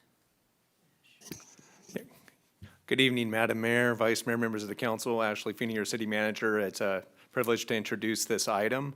It was an item that was assigned to me as part of your strategic planning retreat. So as City Clerk Van mentioned, the request tonight is to authorize the City of Citrus Heights to enter into a memorandum of understanding that'll lay out the roles and responsibilities amongst three entities, which I'll describe in a couple of slides here, related to the potential construction of an approximately an 80% scale replica wall of the Vietnam Veterans Memorial in Washington, D.C. By way of background, it's a neat story. I mean, the council's familiar with this, and it kind of has some parallels to, the city's incorporation effort. I mean, when I think about this project, you think about the city, which is really kind of founded on dreams, vision, people coming together, and perseverance. And that's largely kind of how this started. Paul Reyes, who will be one of our speakers tonight, came forward to the city with a request for a history and arts grant application for a vision of Bring the Wall That Heals to the city of Citrus Heights. This council went ahead and funded a grant for a history and arts grant that helped bring some funding to that effort. And the Wall That Heals came to the city of Citrus Heights and was in Rush Park in the spring of 2023. And it was widely attended from many in the community and many within the region. And that started some discussion around, what about bringing a permanent wall? There's not a permanent wall on the West Coast, in the Western region. There are some installations, but not anything that's truly a replica wall. And those discussions got underway. I know some of our council members were in discussions with our Citrus Heights Post, American Legion Post 637, and some members of that about some possibilities. And coming out of your strategic planning retreat last March, there was a strategic objective that the council adopted, and it was to explore partnerships to support opportunities to bring a permanent Vietnam Veterans Memorial into the city. After that was adopted, there was a lot of location analysis.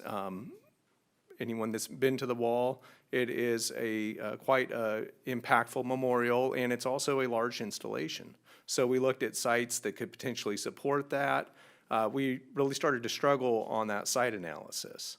Also looked at different approaches. There are some installations in other cities that use like metal panels that have been laser engraved versus the true granite installation that you see in DC. Thinking through various sites, one of the things that's special to me is Calvary Cemetery here in Citrus Heights. Personally, I've been going there for over a decade with my sons, Cub Scouts and Boy Scout troops on Memorial Day and decorating flags and crosses for veterans that lie in that cemetery. And so looking at the nice Veterans Court they had and their commitment in honoring veterans that they have at that cemetery, went ahead and approached them, and I had a meeting with Corey Higuchi, who runs their grounds and facilities for the whole Northern California and Southern Oregon, Sacramento Diocese area, presented the concept and idea to him. He liked it, brought it to his CEO, Jerry Delcourt, and his Chief Operating Officer, Scott Miller, who also liked the idea. They brought it to their board, including the Bishop Jaime Soto, and they embraced it. And so it really kind of started the idea of a potential partnership that resulted in a formation of a board for the effort to bring the memorial project here to Citrus Heights. There's also a project committee that there's several members, I believe, are here in the audience tonight that are supportive of that effort, and it's resulted in this memorandum of understanding that's before you tonight for consideration. Laying out the roles and responsibilities of the memorandum of understanding, it's three parties.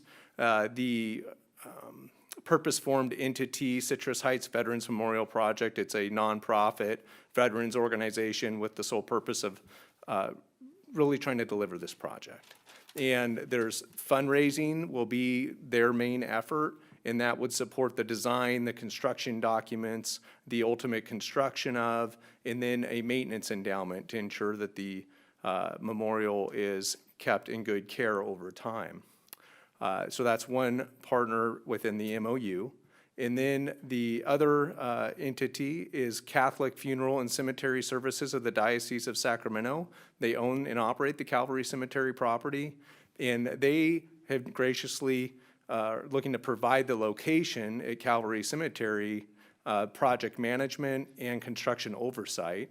And then they would maintain the memorial and the endowment and provide for the care and maintenance thereof. And really excited in meeting with this team, top caliber team. They definitely know monuments, given the nature of their business. And they also know a lot about construction and project management. You're familiar with the beautiful building that they built on Verner in the recent past. And then, of course, City of Citrus Heights. And our role here would be expeditious project approvals, provide fee waivers, and also make formal requests to other entities that would be involved in fees in construction and inspection to see if they would consider waiving their fees as well. Tonight, I've got a few speakers that are going to talk about the project. Mr. Paul Reyes, with the American Legion Post 637. He's also a member of the Citrus Heights Veteran Memorial Project Board. Kermit Schultz will follow Paul, and he is a board member as well, and also a member of the project committee that's focused on the construction. And then Scott Miller, who's the Chief Operating Officer for the Catholic Funeral and Cemetery Services of the Diocese. And then he, too, is a member of the board, and he's also the Construction Project Committee Chair. So with that, I'll turn it over to Mr. Reyes.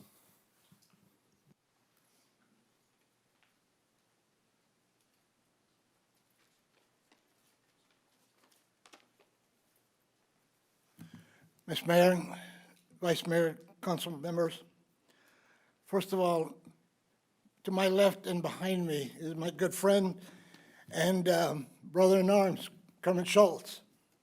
When he talks about this project, he gets a little emotional at times. If I get there, please bear with me. Most of you know me, and most of you were here on November 10th, 2022. On that night, you were to meet and hopefully approve a $10,000 grant to help with bringing the wall that heals here to my adopted hometown of Citrus Heights. I was to have been here, but I had a prior commitment. I happened to have been at the Marine Corps birthday ball. I did, however, receive a text message from my good friend and fellow Marine Commander Chris Fry. He said, and I quote, "Happy birthday, Marine. The City Council just voted unanimously to approve $10,000 grant for the wall that heals." To say I was grateful, astonished, and thankful all at once would be an understatement. This time, though, almost 2 years to the day, I am here, along with fellow committee members from the Citrus Heights Veterans Memorial Project and a good number of fellow veterans behind me as backup in case I need it. And they're here in a show of strength and solidarity. The grant I applied for will give us seed money to get the new project started, the new project being the construction of a replica of the Vietnam Veterans Memorial Wall. We have partnered with Calvary Catholic Cemetery in the Diocese of Sacramento, who are more than eager to be part of this great venture. The building of this structure will certainly be a feather in this city's hat, as it will draw people from all over the state, bring in tourism. Schools will be brought in to teach all grade levels what my generation went through, how we were treated, and how we responded, and that hopefully the military will never be looked at or treated in that manner ever again. All of these are positive that will only, enhance the local community and, of course, its veteran community as well. Ladies and gentlemen, I am no politician. I do not have an extensive rhetoric of words and phrases I can fall back on. All I am is just a slightly over 30 combat Marine that was there, saw things you could never imagine, did things that I will never speak of, but that wants to honor the 58,291 whose names are on the wall and who paid the ultimate price. They were all the true heroes. Quite frankly, if push came to shove, ladies and gentlemen, I would gladly serve my country once again if needed, without batting an eye. I sincerely hope that you will approve the grant request, as years from now, when we're all gone, that structure will still be here honoring those individuals and reminding people of what true American heroes are all about. We must all never forget, not all heroes wear capes. Some of them wear dog tags. Ms. Mayor and council members, thank you for listening. Semper Fidelis, always faithful. Thank you.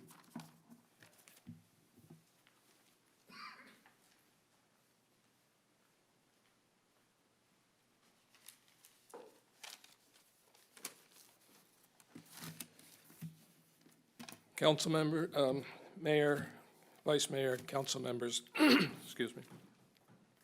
Kermit Schultz. I've lived and worked I've lived and worked in Citrus Heights since 1979. I've owned and operated a family business since 1990 here. My roots in this community are deep and they're proud. The Sacramento Bee had an editorial when we incorporated stating that we would be a beggar on a corner with a tin cup in our hand. And those of you that are sitting there now and the ones that came before you have made certain that that did not happen. And so I cannot tell you how proud I am of this community. I had an opportunity in a small way to work with the Godfather Van Duker, sitting back there, during the incorporation. It wasn't a very big amount of money, but it was what I could afford at the time. So I've been involved in this community for quite some time. Before I speak to you about the wall, I'd like to say thank you to a few folks. First of all, to Ash and his staff for getting us agendaed here so quickly. Things are moving fast. I'd like to say thanks to Ash in particularly for his personal support of this project and the effort that he's put into it. I'm proud to call him my friend. He had my back in a situation that I don't need to go into any details, but in my eyes, he's a number 10 when it comes to our city managers. So, thank you, Ash. Secondly, I'd like to thank Citrus Heights Rotary Club, Ray Reilly, Bob Churchill. They came to me, I'm going to say probably 6 months ago, and mentioned that they would like to support this effort. And Ray has been there with the Wall That Heals, put a tremendous amount of effort into it. You know, the Wall That Heals arrived at the end of March. The weather was as miserable as any March that I've seen since I've been in California, and it was cold and rainy. And everybody that participated, California Guard was there, 20 of them, young people, helping us to erect that wall in the rain and the cold. The Rotary today gave to Paul and Scott and myself a check for $100,000. Not only did they talk the talk, they walked the walk, and I just cannot thank the Rotary enough from the bottom of my heart. They by giving us that check, it's brought it's an opportunity to really make this thing happen, to make Paul's dream actually come true. And lastly, I'd like to recognize all of my brothers in arms back there. They're here in support this evening. I just want to say welcome home. Thank you for your service, and thank you for being here. If you do see a veteran, I'd just like to say that if you thank them, it means more to them than any medal that they ever could have given us for our service. And lastly, the board, the project committee, everybody else that is working on this project, thank you so very, very much. Scott, Jerry, Ash, all of you. It's an honor to work with real professionals, and you guys are real professionals. Now comes the hard part for me. I served in Vietnam with the 25th Infantry Division, the 1st of the 27th Infantry.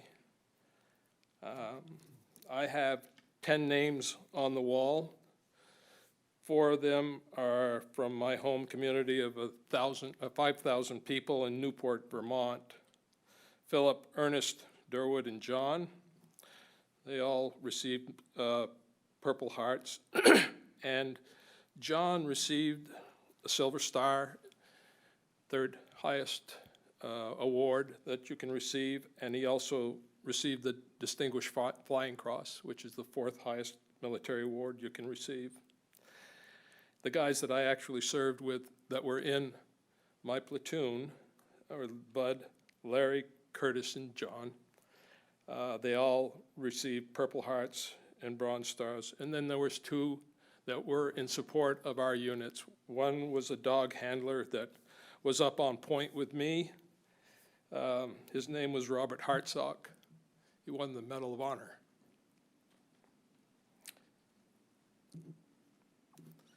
If Paul hadn't said anything, I would not be hesitating. Just bear with me. Then there's Mike Bassey. He was interned in the Tomb of the Unknown Soldier. He also received the Medal of Honor. They didn't find his remains for 10 years, but since then they have found he was interred and buried in his hometown of St. Louis, Missouri. Those are the 10 that mean so very much to me, and there is another 58,266 others that should be recognized and are recognized by having their names on this wall. It is a wall that actually heals. It really does. The 5 days that it was here, I cried every day, but it got me to understand what the VA has been telling me, that I have been affected by that war and the way we were treated when we get home. I know this council and this city is going to support this project, and I cannot thank each and every one of you enough for that support. God bless you all. Thank you.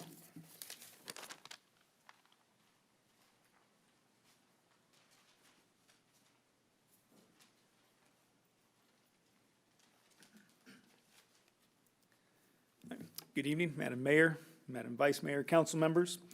I come before you tonight in a couple of capacities. My name is Scott Miller. I am a member of the Citrus Heights Veterans Memorial Board, as well as the chair for the Vietnam Veterans Wall Committee. Also, as stated earlier, I'm the Chief Operating Officer for Catholic Funeral and Cemetery Services, both of which are the other two entities in the MOU that's being presented to you this evening. I think Paul stole some of my thunder when we talk about this being a passion project, and he mentioned some of the various passions in his comments, but everybody involved in this project is passionate about it for one reason or another.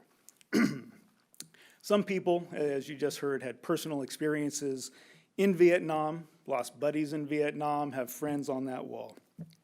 Some of our passions are driven by just a desire to honor veterans in general. Some of our passions are related to future generations and ensuring that situations such as what occurred in Vietnam and the treatment of veterans in general at that time doesn't occur again, and that we learn from our history. And some of us, most of us, are also driven by the desire to have a memorial of this magnitude here in the city of Citrus Heights. No one is along just for the ride. Everybody is invested in this project emotionally, but I'm also very happy to say that every member of our board, every member of our committee has also committed to making financial contributions to this project as well. That's where our level of investment is as individuals. Thank you. On the slide in front of you, a little bit about the wall and the location that we are looking at. It is in Calvary Cemetery, right between Greenback and Antelope. The great thing with this project as well is it fits in with our existing master plan for the cemetery. So the photo to the left of the slide, you can see the existing veterans area, and then in more the neon green is part of the future master plan, and that is where we're looking to have the wall placed. The photo to the right-hand side gives a little bit of an idea of the scale of the wall and where it will sit. It's currently an ornamental vineyard that you can see as you drive along 80. We'd be removing that vineyard to install the wall in that area just to the south of the original mausoleum. The exact location, of course, we still need to have our architect do all the designs, but we just wanted to give everybody a visual of where that would be placed in the cemetery. So some general information about the wall. It is the first of its kind in the western U.S., as Ash had said. I would have loved to have said west of the Mississippi, but there is one other in Perrysville, Missouri, about 4 miles west of the river. But short of that, we would be the first replica of its kind really on the West Coast. We are looking at approximately an 80% scaled version of the wall in DC because that's what we can fit on the site and within the area. And when we say a scaled replica, as others have said, we truly mean that. This will be a granite wall attached to a concrete structure, just as it is in Washington, D.C. All of the names will be engraved, not etched. And what we have learned in our research is if you do etching, then people who come to the wall cannot do the paper and pencil rubbing against etching. So we are going to make sure that everything is engraved so that everybody coming to the wall can have that same experience that you can have in Washington, D.C.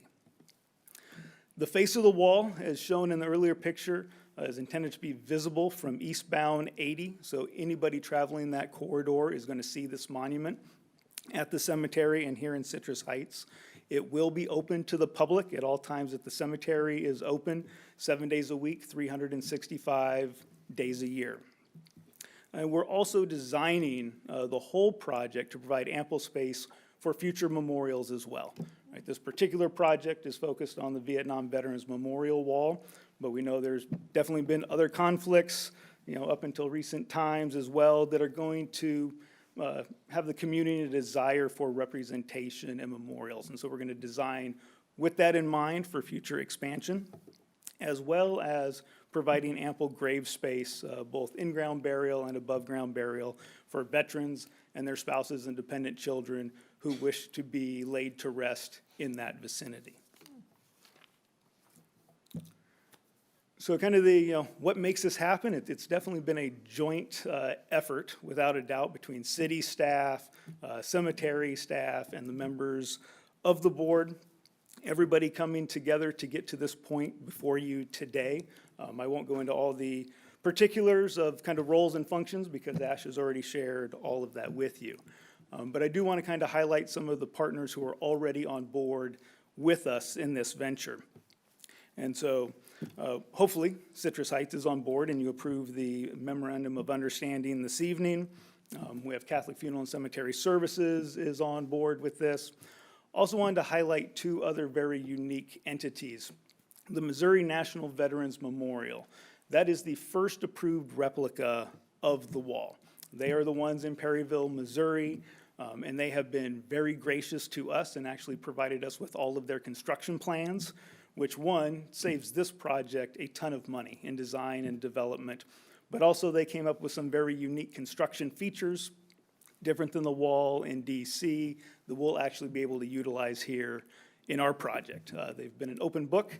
They are also the ones who informed us do not do etching, right? Do the engraving to make sure you get that full experience. So they have been an amazing partner in helping us get to this point. And the Vietnam Veterans Memorial Fund. These are the folks in DC who are actually responsible for the Vietnam Veterans Memorial Wall, as well as the wall that heals. They're the entity in that. We now have a signed partnership agreement with them. We are only the second entity in history to have a partnership agreement with them, the other one being the Missouri Veterans Memorial Wall. And what that does for our project is, one, gives us full access to the architect of record for the wall in DC. They also provide a very nice plaque, which most people don't know about, that actually recognizes all the individuals who have lost their lives since the conflict due to their service in Vietnam. So that will be here at our memorial as well. Financially, they provide the naming files to us at no charge. They're going to provide that to us. There's some confidentiality agreements and how that comes together, of course, but that represents essentially $50,000 savings to the project that we would otherwise have had to purchase from them. Locally, kind of the group of folks and entities that are kind of on board at this point, We have Stones. They've been amazing at donating, essentially time and talent. Some of their staff have helped with some fundraising efforts, marketing efforts, putting together some initial flyers for us, and have just been amazing to work with. We have the Capitol Public Affairs, again, donating time and talent, been amazing with helping us create a logo for this whole venture that doesn't have any copyright infringement issues. Have also been great in getting our website designed, and it just launched yesterday. And then we have PHPR. They're providing all of their services at no cost to help us get out to the media, get our press releases out, really drum up some support within the community. And then in the bottom right-hand corner of that slide is EDA Land Planning. This is an architecture and engineering firm. We reached out to 3 different firms to solicit some bids to actually do the architecture and engineering for the wall. They have offered to do this at true cost of goods. Essentially, papers and pencils that they need to design, a flight out here, periodically to take a look at things. Essentially, they're willing to do it for a cost of not to exceed $6,000. To put that in perspective, generally architecture and engineering fees are going to run about 7.5% of a project. The other 2 bids that we got were $250,000 and $275,000 for the same scope of work. So just to give kind of a magnitude of their donation of time and talent to this project, and they're very excited to be part of it. And then, of course, as Kermit and others have talked about this evening, the Citrus Heights Rotary Club and their amazingly generous donation today to this project, which will also help us get this up and running and moving forward.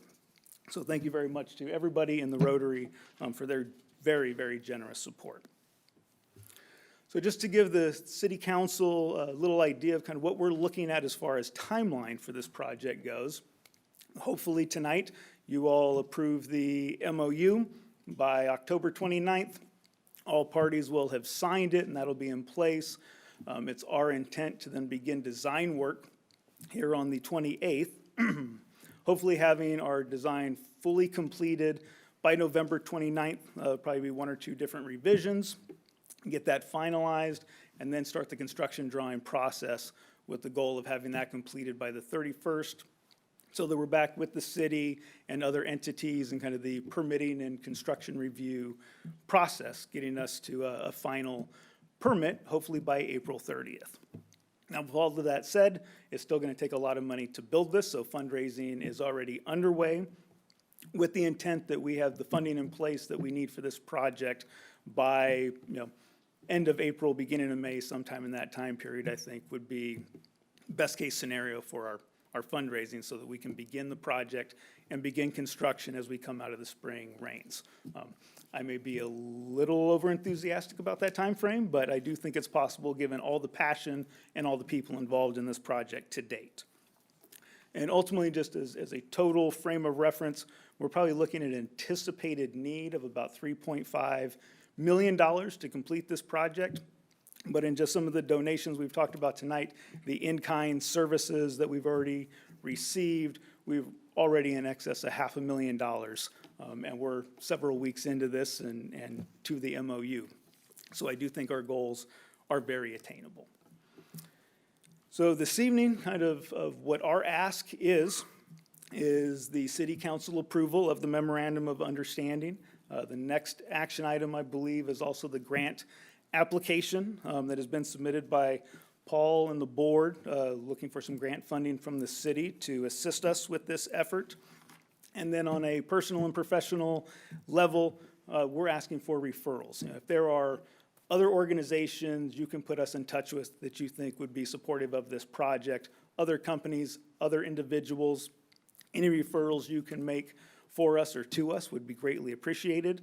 We'll take Kermit and Paul out on the little speaking tour and see what we can do to drum up the financial support we need, because everything helps. Finally, our website has launched. It went live yesterday. There's some more information there, and we're going to continue building that as the project moves forward. There's also a donate button on there that anybody can donate just about any level of contribution that they would like to. And so we want to make sure that's available to everybody as well. So with that, thank you very much for your consideration. Thank you very much to Ash and the city for all of their support to this point. Thank you. I have two speakers. I think this is a good time to hear from them. First is Bob Churchill.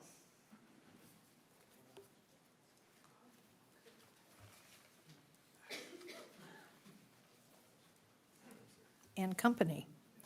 And company, yes. So it takes me a while to get out of the chair and clear my voice.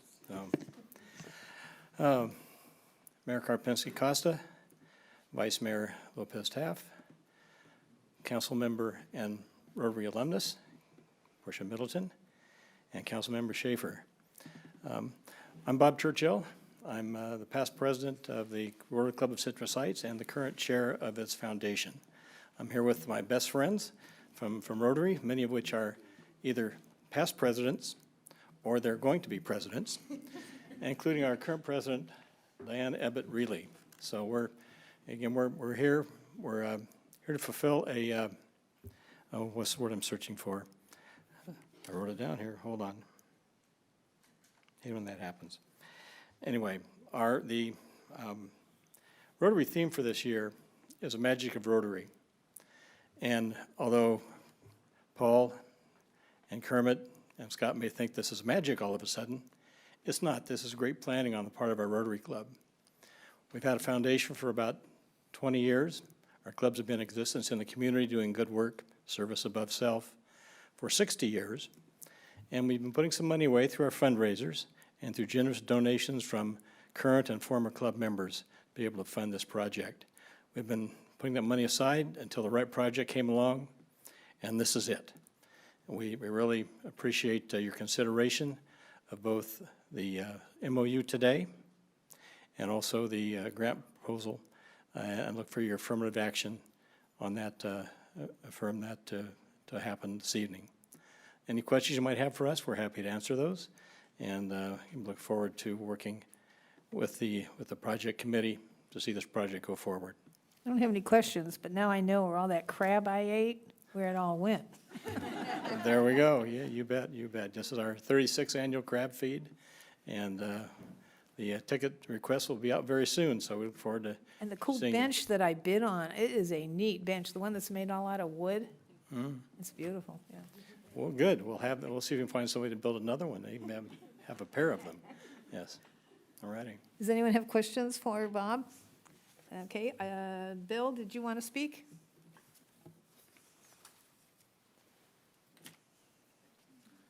Bill Van Duker. I'm glad I didn't follow Kermit, because I would probably get up here and blub. But I want to comment on the League of California Cities first in a peripheral remark. During our 12 years of incorporation, when we went before 4 levels of the judicial system clear to the U.S. Supreme Court, the League of California Cities was our partner, and in the brief before the California Supreme Court, 58 cities signed on to the amicus brief in support of our efforts. So I was gratified to hear the reports of your experience with the California cities. I have a different perspective on Rotary because I'm the oldest member there, not chronologically, but in terms of service. I joined Rotary 20 years before the city became a city. It's been my concern that, first of all, Rotary has been a little bit invisible, and more regionally, the city of Citrus Heights is a little bit invisible. Folsom and Rancho and Elk Grove and Roseville always get a lot more publicity than we do. Rotary through the years has supported many, many projects, and we don't seek recognition, and we often don't get it, like the little libraries that are around the community, the shoe project with over 700 shoes that are given to the needy children in the schools of Citrus Heights, the dictionary project, which we've given as many as 1,000 dictionaries each year to third graders. to support of the PAL, to the Sayonara Center and their bus, Single Mom Strong. And so we do a lot of work in the community without being recognized. But also the city of Citrus Heights is an outstanding example of the way things should be, and we don't get recognized either. And so I've been nagging Rotary for decades about a signature project, and I'm here to proudly endorse this project and to ask the city's support. And I believe that this will bring Citrus Heights out of the shadows and make us a destination city for people not only in just this region but throughout California. And I hope that you can support this project in every way, not only that memorandum of understanding, but in referrals and with potentially future grants. And I think that this will put Citrus Heights on the map in a unique and distinctive way that I felt that we should have had since we became a city. Thank you. Thank you, Bill. Comments from council members, and then we can entertain a motion. I'll start. Yeah. You want to start, Portia? Okay. I love this project. I did when I was mayor, this was brought forth to me to look at this. To be honest with you, the replica, that I actually traveled down to Danuba to look at the aluminum wall, and while it is impressive, it hadn't stood up to the test of time. A lot of the metal around it had warped in the sunshine, and that's kind of what I suggested, is this probably isn't something that should be constructed out of metal. It needs to be out of granite to really justify the investment that was, at that time, the estimate was $450,000 just for the wall, not the full construction.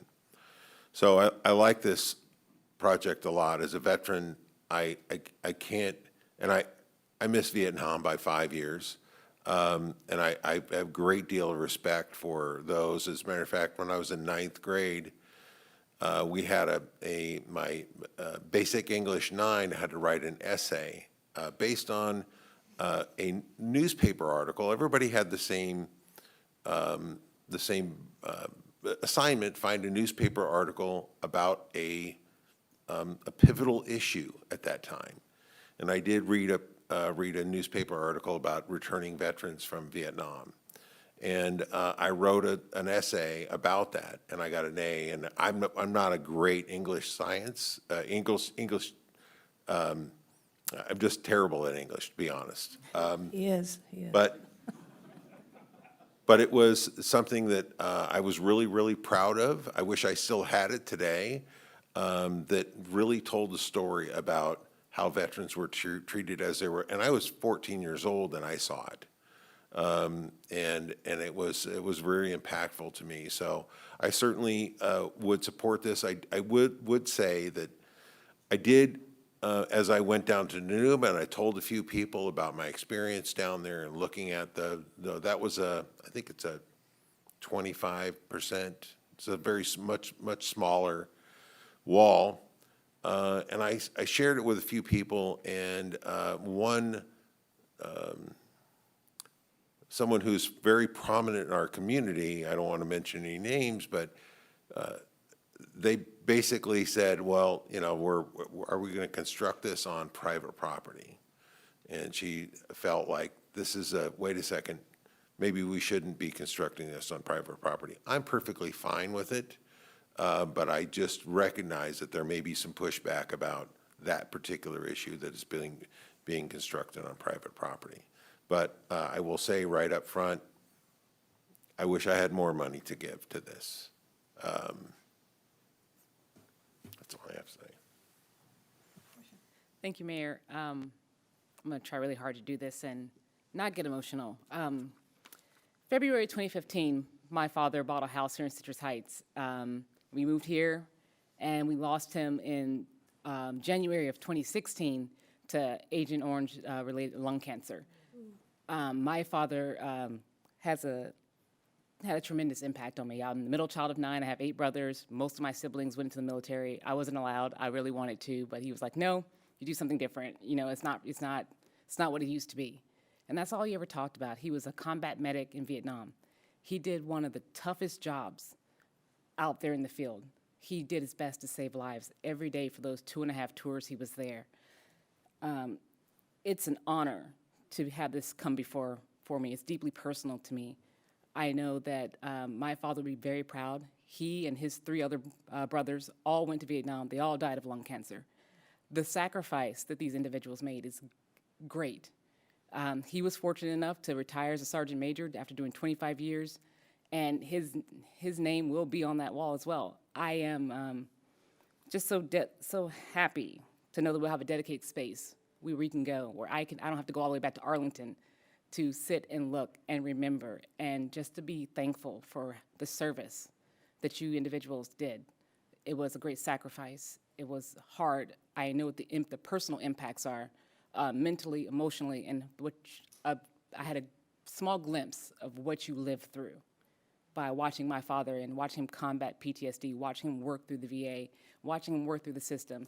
And I've seen many of you from the American Legion, through the auxiliary. I've worked in every segment of this, this community, because military is my life. I've moved all my life up until I got married, and this is such a great and tremendous project, and I'm just very proud to support it, and very proud that you guys worked so hard to make it happen.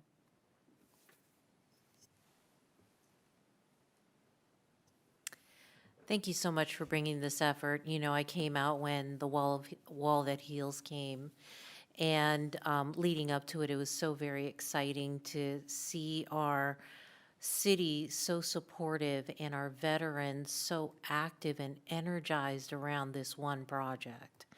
I really think, besides the fact that it will bring Citrus Heights to the forefront and certain notoriety, to be sure, I think the fact that we are acknowledging efforts from a group of people, men and women alike, who did not receive the proper acknowledgement at the time. I think any memorial that we can erect in their honor is certainly appreciated, and I think bravo to those of you who conceived this idea, see it to fruition and where we are today. I cannot wait to see the fully erected site. When the mini wall came last year, was it last year or it was beginning of this year? You could see why they call it the Wall That Heals. And if we went to one of the ceremonies and saw the effect the wall had, my brother served, but I was I hate to say this, I was raised when people were running to Canada rather than go to Vietnam. I was, age of where no one wanted to go, and those people who went were treated like awful. They weren't really treated like we treat our veterans today. So there's a double thing. When I see it, I say, it's finally you honor these people. This is good.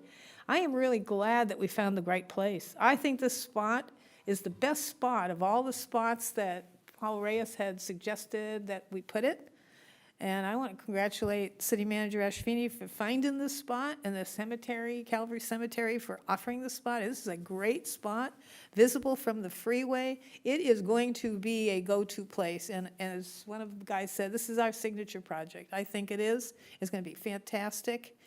I think people will come from far and wide, and so it's right near the freeway. So it's a great project, and I hope we stay involved. So I entertain a motion for this MOU. Well, I would certainly, I'll make can I have the motion on the screen, please?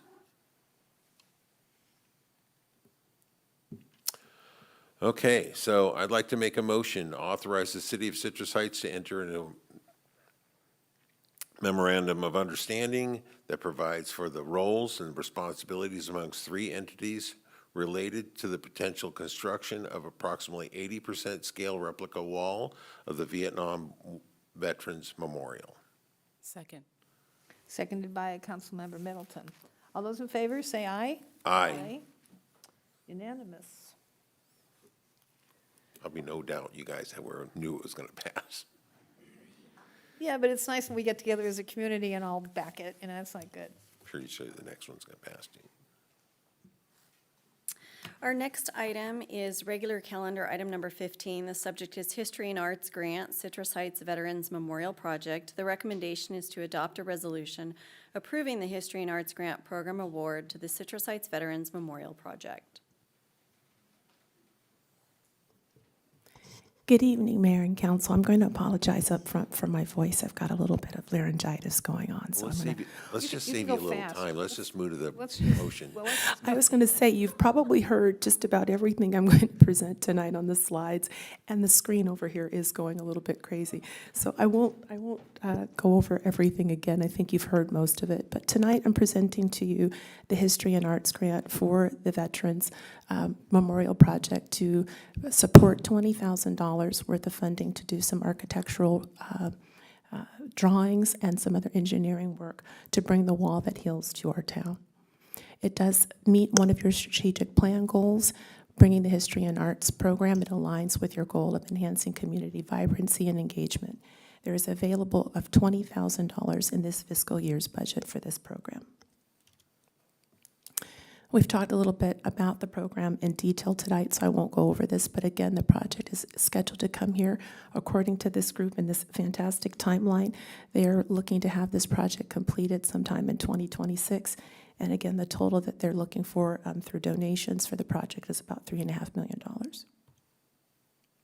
You heard a little bit about the fact that last year, the city awarded $10,000 in the History and Arts program grant funds to bring the wall that heals to the town. And our Quality of Life Committee, Dr. Jana, met with us back in early part of this month, and the recommendation was to allow $10,000 now and the remaining $10,000 at the end of the fiscal year, should there be funds available in the History and Arts Grant Fund. The committee did express concerns that approving the total request could leave inadequate funding in the budget to support additional requests from the public. Staff is recommending that council approve the full $20,000 award to the Citrus Heights Veteran Memorial Project. And we did want to make note that for this fiscal year, there will be sufficient funding left in the economic development and community engagement budget should other requests for funding from the History and Arts Grant come. So with that, before we read off the recommendation, I can take any questions if there are any from the council. Okay, so I'm the committee, committee of one since Brett left. And so I back up a little so I can explain this. Back right there. So that was the original plan for me, was we only had 20,000 in, and I know that there's some neighborhood art projects that may get going now. This is only October. We got to go all the way to July. So I thought, well, if that other projects don't come forth, there'll be this extra 10. We'll do it at the end. But now, as I talked to Megan, we could do 10 out of History and Arts committee fund and leave that other 10 in there in case somebody wants to do an art project, and then take 10 out of the Economic Development Fund, which is where we would have to go dip in for more arts projects. So since we've all agreed this wall is going to draw people economically to our city and it has an economic benefit, we can take 10 out of History and Arts grant and 10 out of economic. And that works, doesn't it, Ash? Works okay? That works fantastic. No? Yeah, that absolutely works. So I do recommend now as a committee the whole 20,000, but out of two different pots.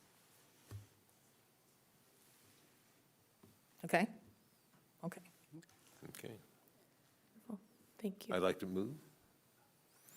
move to adopt a resolution of the City Council of the City of Citrus Heights, California, approving History and Arts grant funding allocation fiscal year 2024 and 2025. As amended. As amended.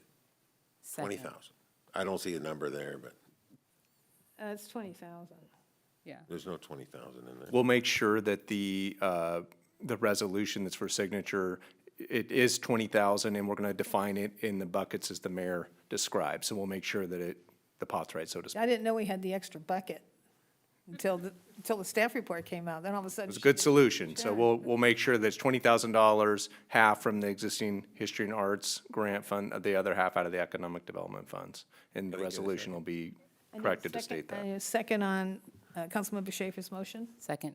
Second by Councilmember Middleton. All those in favor? Aye. Okay. Done.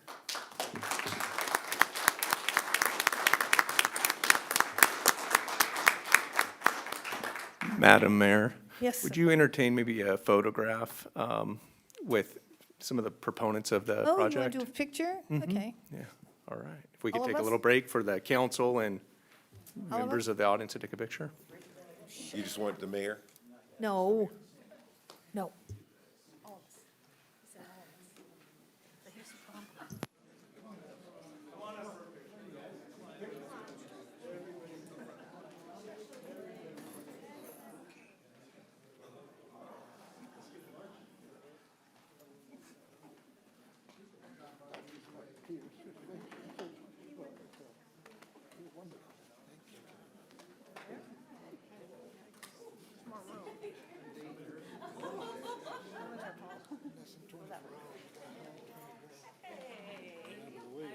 No, no, I'm just thrilled they agree my favorite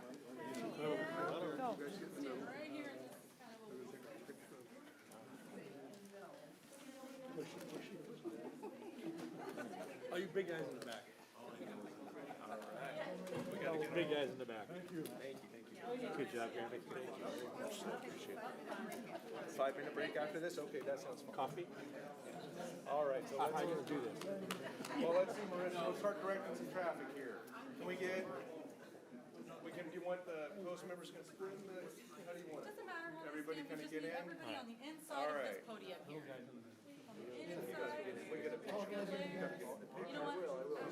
We'll make sure you get a picture here. I'm gonna get in there. Okay, I'm gonna stand so I can see everyone.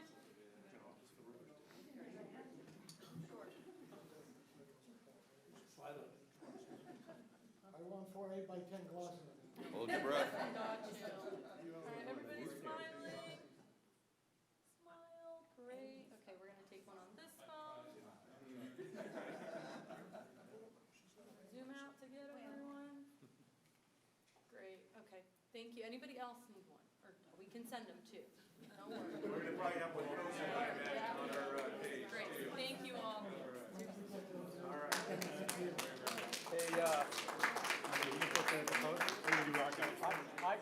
I'll give it to him and you contact me or him. Everybody knows one way or the other. Yeah, okay. And we're going to take a 5-minute recess, and so we'll come back after 5 minutes.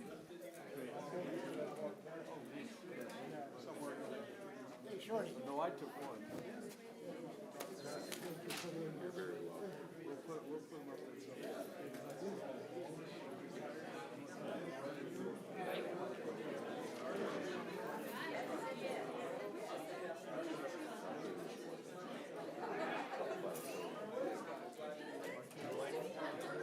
I don't know.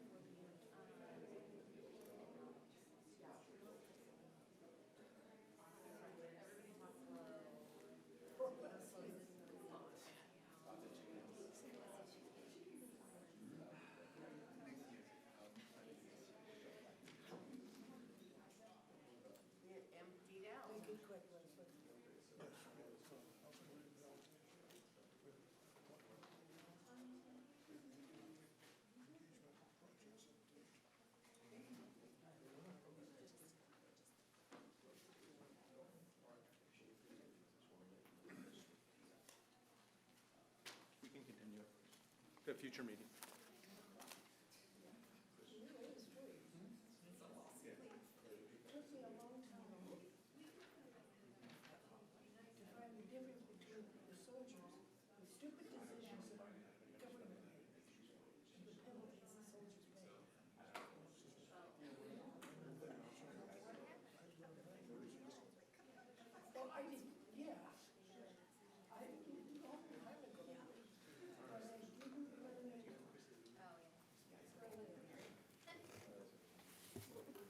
Do I have to bang this to go back to order?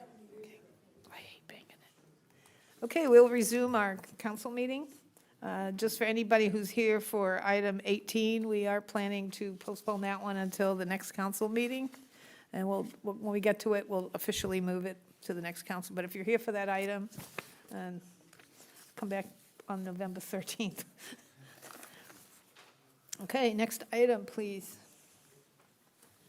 Next item is regular calendar item number 16. The subject is private lighting program update. The recommendation is to receive staff's presentation and provide feedback and direction on private lighting program options.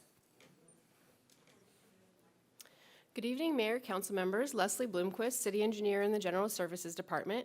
I'm here tonight with Matthew Ma, Engineering Technician also with the General Services Department, to present to you various options regarding private residential lighting.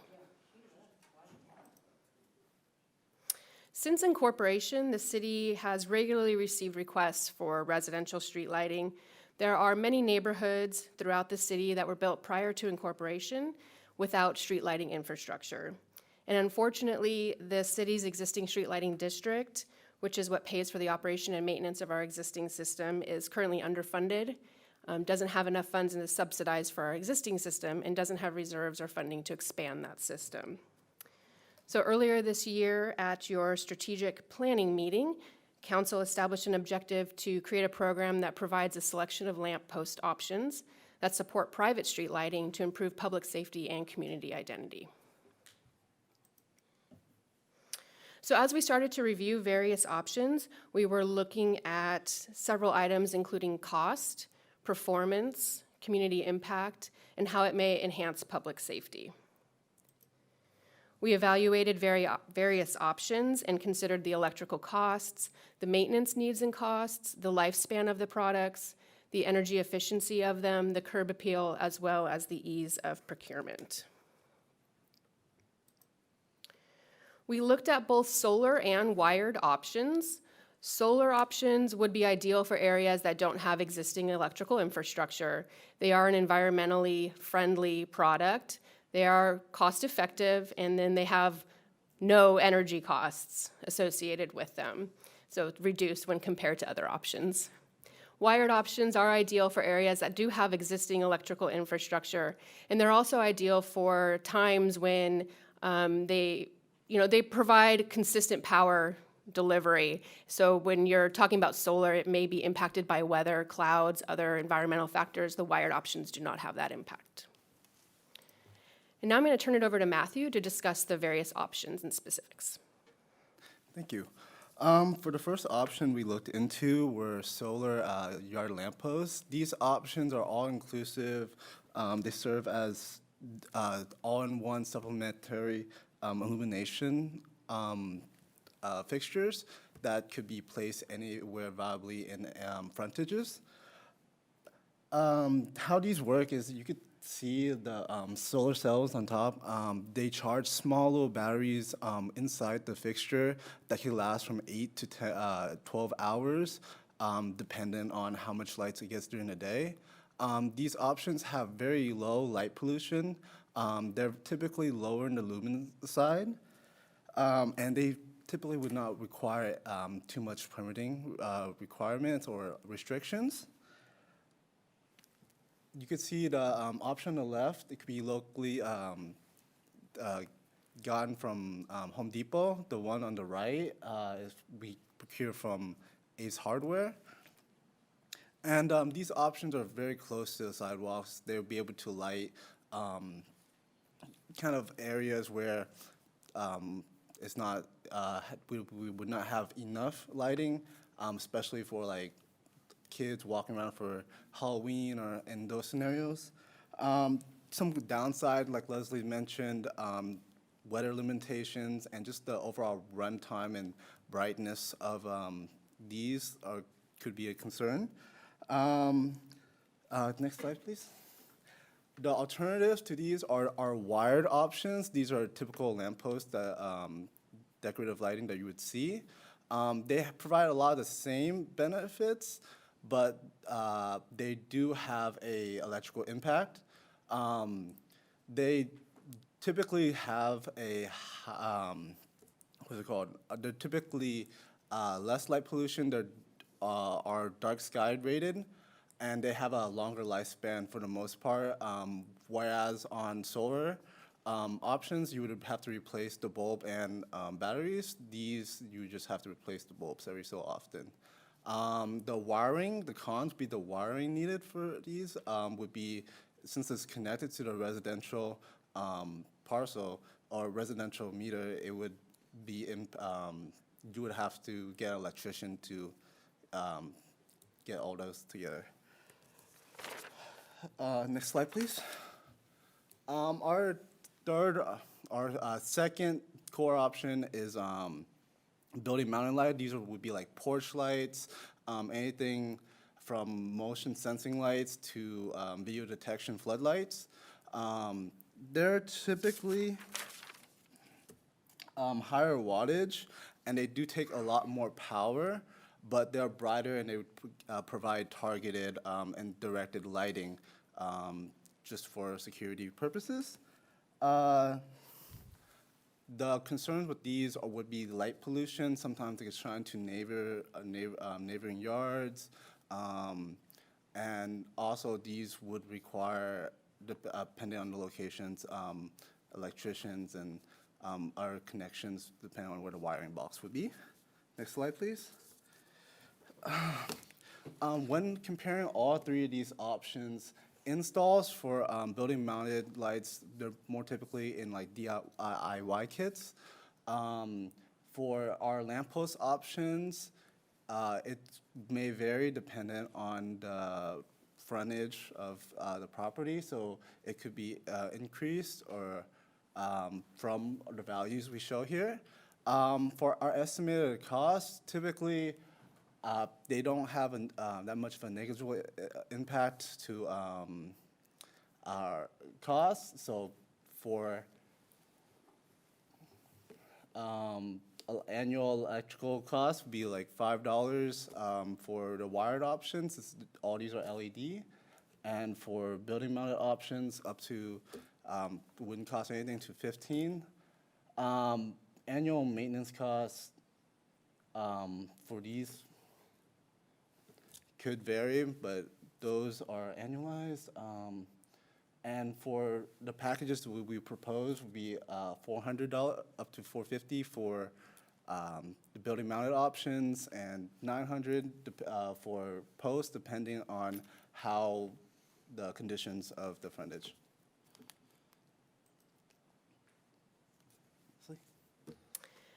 So looking at next steps, we are here tonight to receive your feedback and direction regarding the options that we've presented tonight.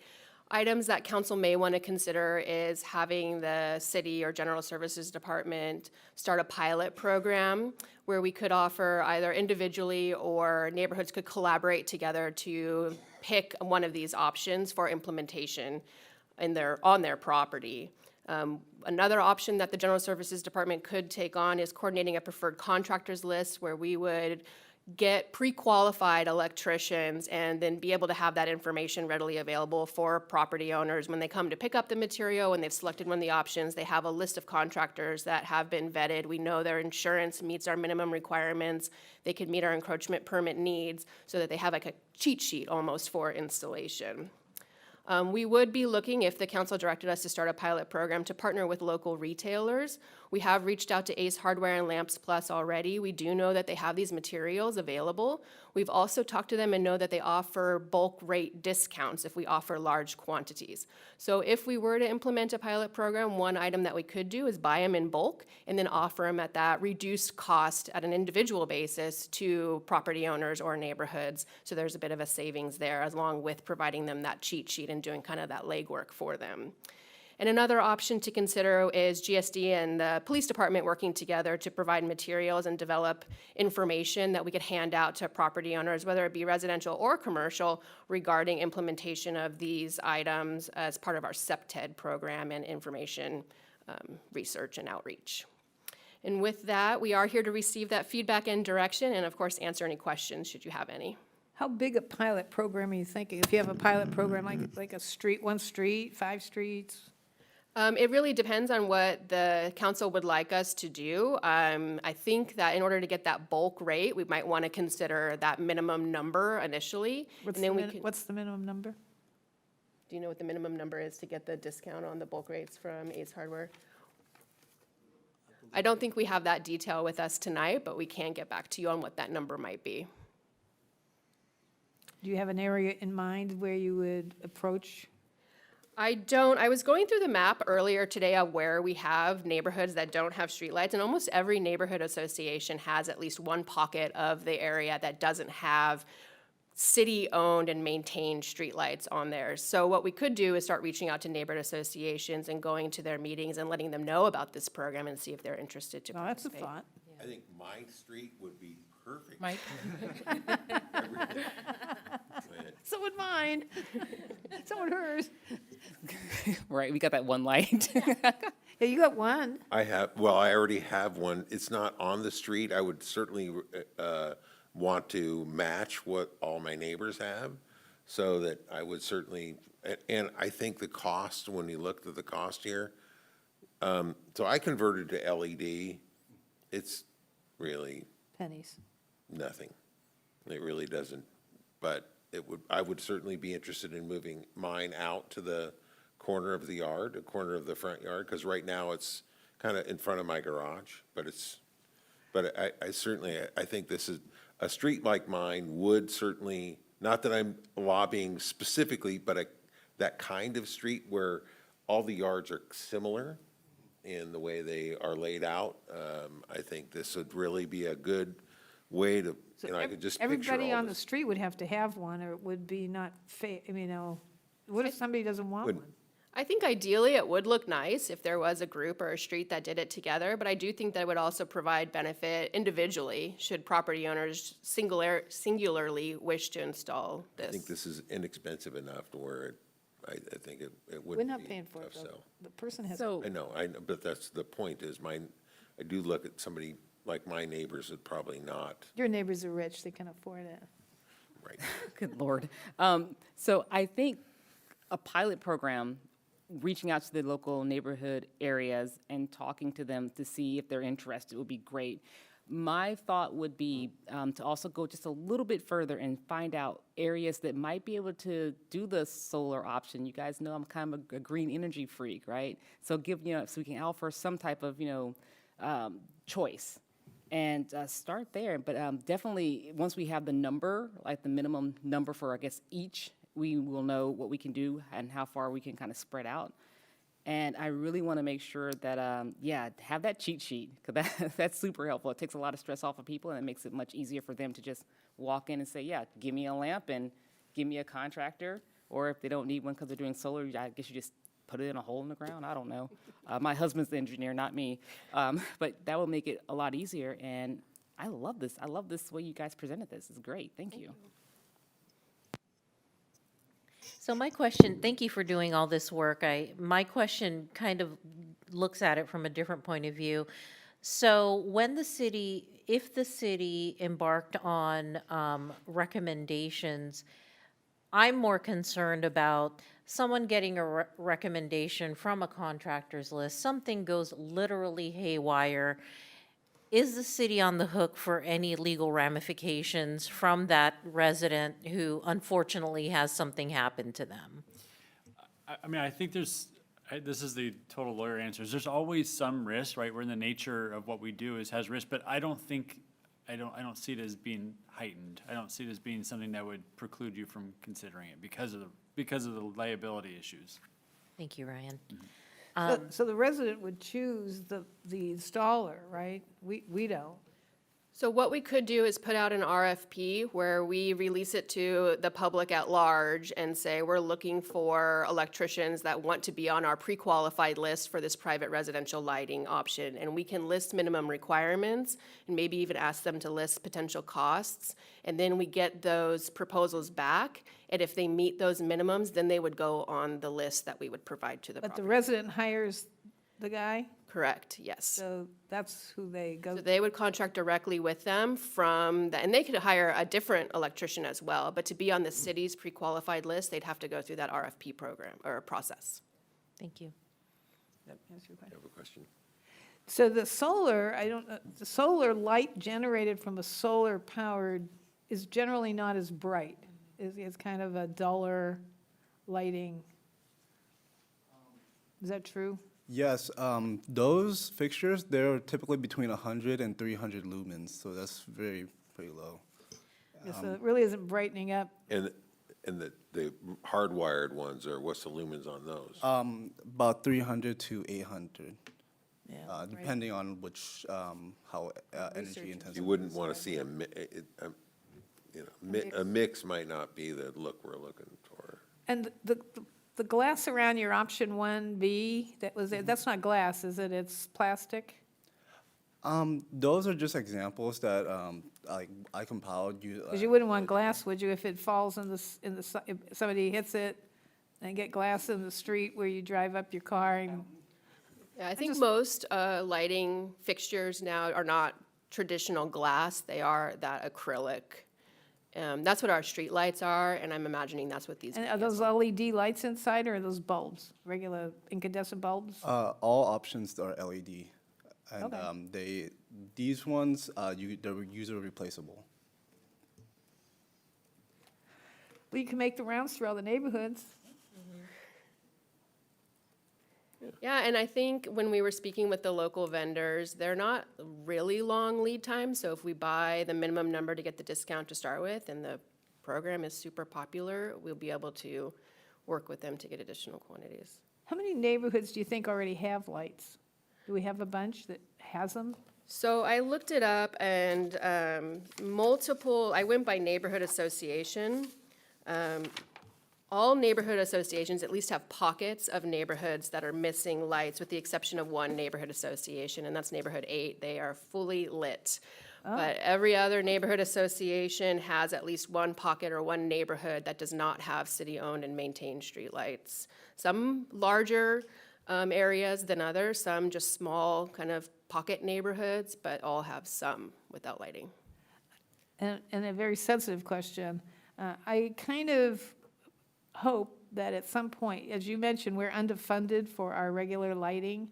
And I pay $2.56 for my no lights, but I pay so I can go down Greenback and I can go down the streets that have lights, so it's $2.56. And at some point, I was hoping we would do a 218 and ask the people to, give us our pay raise for our lights, because it's reasonable. As long as it's a reasonable increase. Would this interfere with people wanting to, if right now some of them are paying the $20-some one? That's the other part. And would this interfere with their wanting to put this on their property if they have to pay more for what they already have? I mean, I think it depends on how successful this project turns out to be. If the pilot program is expanded into a permanent program and every property owner in that neighborhood does this option, they may be less inclined, but I don't think that would stop. It's the city as a whole that would have to vote the 218 increase. So it would really depend on the overall city needs. Okay. So what's the pleasure? What's the pleasure? Pleasure? It's just feedback and direction, right? Yep. Okay, yeah. Do you have enough? I think we have enough feedback. Yeah, thank you so much. And if you can come back with an estimate of if you went to neighborhoods, is there a maximum number that per neighborhood or per pilot, whatever? so that we know what we, how many we're looking at. We can come back and give an update on Or that? just give an update whenever, after you've hit the neighborhoods. Sure, So we can do that. Is there any data with regard to like See-Click Fix or anything like that where people have complained about the lack of lighting on their streets? Maybe those are the area, We had one public comment a couple months ago. Remember that public comment? I would say anecdotally, we get about 2 to 3 requests a month regarding lack of lighting, and we do track all of that through our service request database. That is information we can easily pull and summarize if the council would like. no, that'd be good. People who walk their And- dogs. Not to add any more to your plate, but also let's explore some partnerships with SMUD for our low-income families who may Ooh, want good that but may idea. not be able to afford, right? So there might be some grant funding or something that we can partner with them to help make that happen. They have Shine grants, I know, that's what I was thinking. That was the thing I was. and, That's what I was thinking of. and they partner with nonprofits, which is Reach. Yeah. That's a possibility. Sorry for the workload. Leverage, leverage, leverage. Okay, Thank you very much. that's Thank good you. news. Great job. We got a big crowd still left here. What's next? Our next item is regular calendar, item number 17. The subject is Housing Rehabilitation Program Update.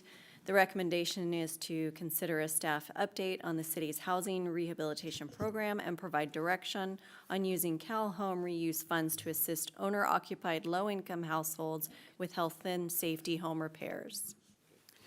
Good evening, Mayor and Council. Casey Kempenari, Community Development Director, alongside Housing and Human Services Coordinator Nicole Piva.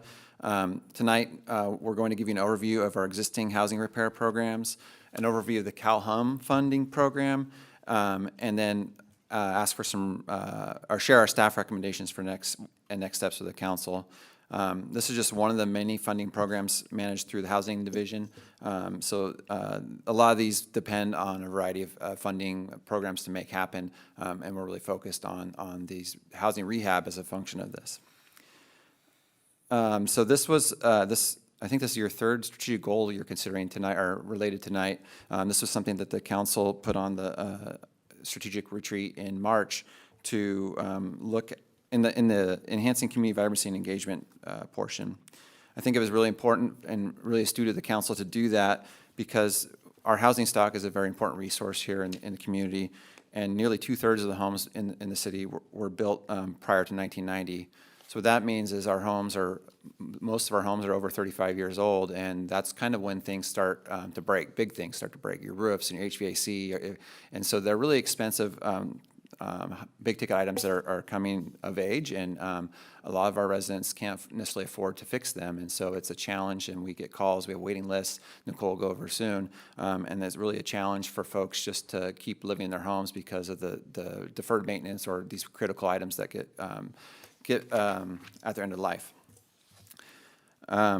So as you'll hear from Nicole, there is a really long wait list, and we haven't been advertising it that much because we haven't had funding, but now we have some funding, which is a good thing, but I think once we open that list back up, it's going to fill back up really quick. I'd also like to recognize Nicole for all her hard work that she does just in managing this program. She is department of one, and so this is just one of the programs that she manages, and you'll see as she goes through it, just this program's a lot of work. So with that, I'd like to turn it over to Nicole to talk about this program. Thank you, Casey. So good evening, Mayor, Vice Mayor, council members. So I would like to provide you an overview of the Housing Repair Program. So the Housing Repair Program is the responsible administration and monitoring of the city's federal and state and local housing community development funds. While staff does oversee and administer the housing repair, we also contract with an outside agency, a consultant, to assist with the delivery of the program. So their duties would include the applicant intake, they would income qualify the household, they would do the underwriting, construction, oversight function, and just oversee the project till it is completed. So since 2000 to now, we have issued 315 loans and/or grants to eligible homeowners. This table shows the breakdown of the single-family, mobile home, and accessibility. So over the years, we've had a variety of funding sources that have funded housing repair. You'll see community development block grants, CDBG funds, we have federal home funds, state Cal home funds, some special grants from HUD that we have received over the years. And then a large part of it also is loan repayments. So the goal of the program is to reduce accumulated deferred maintenance, enhance the safety and security of occupants, improve minor structure defects or damages, and improve energy efficiency. The city's home repair program, we have the single-family repair loans, critical home grants, and accessibility grants that eligible homeowners can apply for.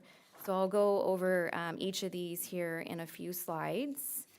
First, I wanted to go over the income eligibility. To be eligible for a housing repair loan or grant, the homeowner must be income qualified, and the household income should be at or below 80% of area median income, and that depends on it's adjusted by the household size. This table shows the annual income limits for 2024. These income limits are provided by HCD, which is Housing and Community Development. So you can see a household of 4, the area median income is $113,900. Eligible improvements, just to list a few, any type of home repair or health and safety is going to be eligible. So you have your roof repair and replacement, heating and air conditioning, all the way down to floor covering or replacement. And these are a few pictures of the repairs that we have done in the past. The porch and new windows and siding. To talk about the single-family repair loans, it is a minimum of $5,000 and the maximum is $60,000. It's a deferred 30-year loan. It's a 3% interest rate. Or if you're a low-income senior and permanently disabled, you would qualify for a 0%. The loan balance and interest is due in the following events. So if the homeowner does sell the property, transfer title, no longer resides at the home, the homeowner rents all parts or parts of the home, and they do not maintain required homeowners insurance. A home repair loan is secured through a deed of trust and a promissory note and a loan agreement. So the loan agreement does explain all of these items here. And how do we know if a homeowner no longer resides at the home? City staff does monitor this, and we do send an annual verification letter to the homeowner to verify their occupancy. And so they also have to provide us with their current insurance as well for our records. So we currently monitor 52 loans. The Critical Home Repair Grant Program, so this is a grant to the homeowners who live in a mobile home or a manufactured home. It is for low-income households. They can receive up to $20,000, and it's for a critical repair. So that $20,000 would replace the heating and air conditioning, a roof, new windows, flooring, siding, and this program is funded with CDBG. The accessibility grants, this is up to $5,000. It's for handicap accessibility improvements. So to the right, that is a shower that was modified for accessibility, grab bars. We also do ramps and flooring. And this program is funded also with CDBG funds.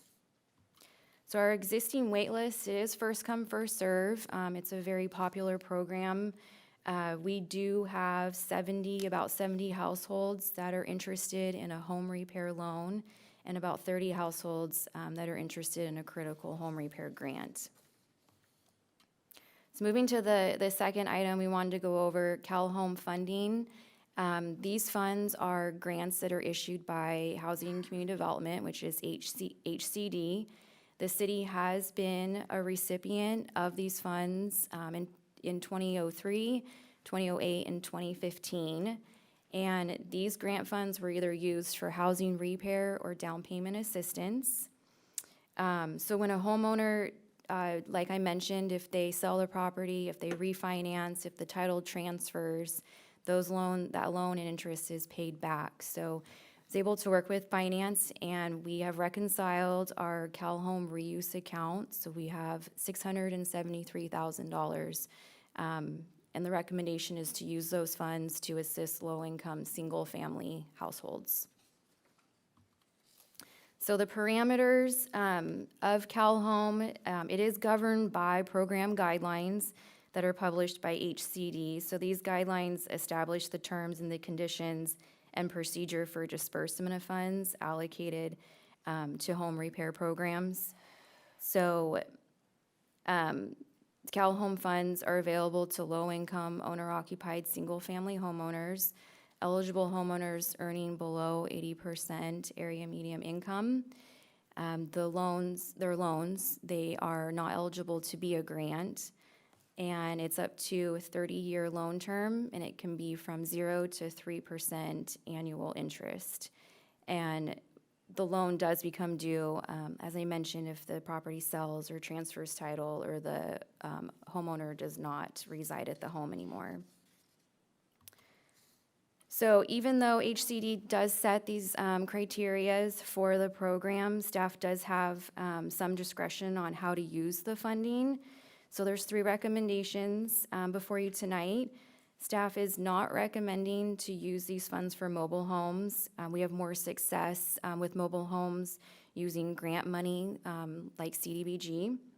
And the homeowner does not own the property. The mobile homeowner does not own the property, so it's really hard and it's complex to secure that funding.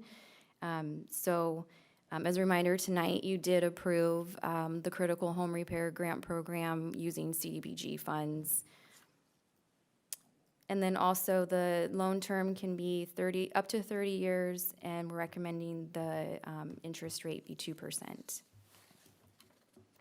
So if the recommendations are approved, and these are the next steps, we would update our current guidelines to include those recommendations and present those guidelines at a city council meeting as a consent item. And then we would release an RFP for a consultant to assist the city in administrating the home repair program. And last, I just like to mention future funding opportunities. So we're always looking for funding for housing repair. It's a very popular program. It's very needed in the community, as you can see from our wait list. We don't advertise this program.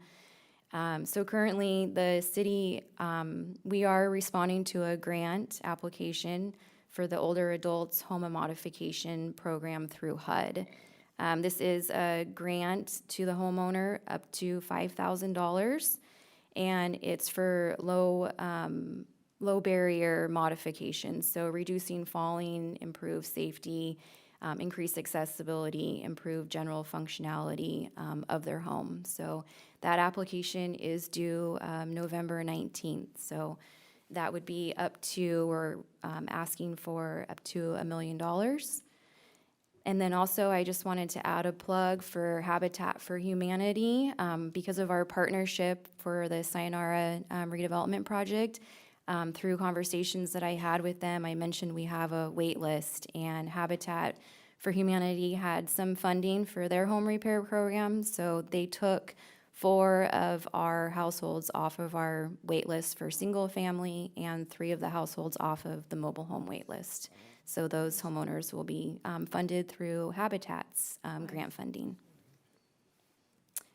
And that is the end. If you have any questions, the recommendations are here. I have a question if you go back to the one with the orange squares there, that one. Why do we need a consultant to assist the city in administering this program when you're doing such a great job? So Nicole does the administration and the consultant, and she's just so one it's- person. So the consultant does the things like they have to do lead testing, verification of the contractor scope of work, and things like that. So if we didn't have consultant, we'd need more staffing, and this is an easier way to make that happen. Okay. Question? Yeah, a couple of questions. Does the homeowner, is it required they have equity in the home currently?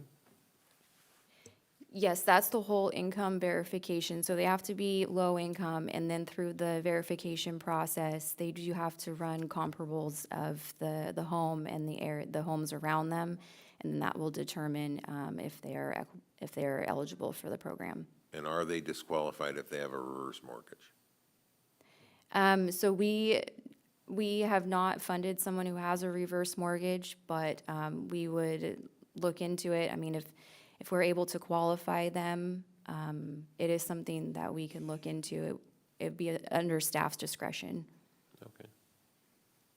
Thank you. Any other questions for staff? I've never thought about that before. Thank you so much. Thank you. It's nice that we form partnerships with Habitat. That's nice.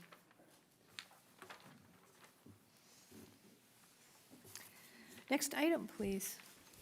So just for the audience, the department report, item number 18 on the community engagement projects updates, we're going to continue that to our November 13th. Do we need a motion to do that, or just?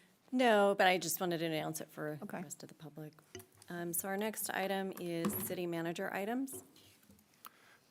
Great, and good evening, Mayor, Vice Mayor, council members. Ash Finney, your city manager. Do have a few updates for you, but I just want to thank our staff team for bringing forward a number of strategic objectives that were important to the council tonight and putting a lot of work into that and really kind of getting it done while this council is seated. So it's fantastic work and just appreciate everyone's efforts, and you can see there's a lot going on there.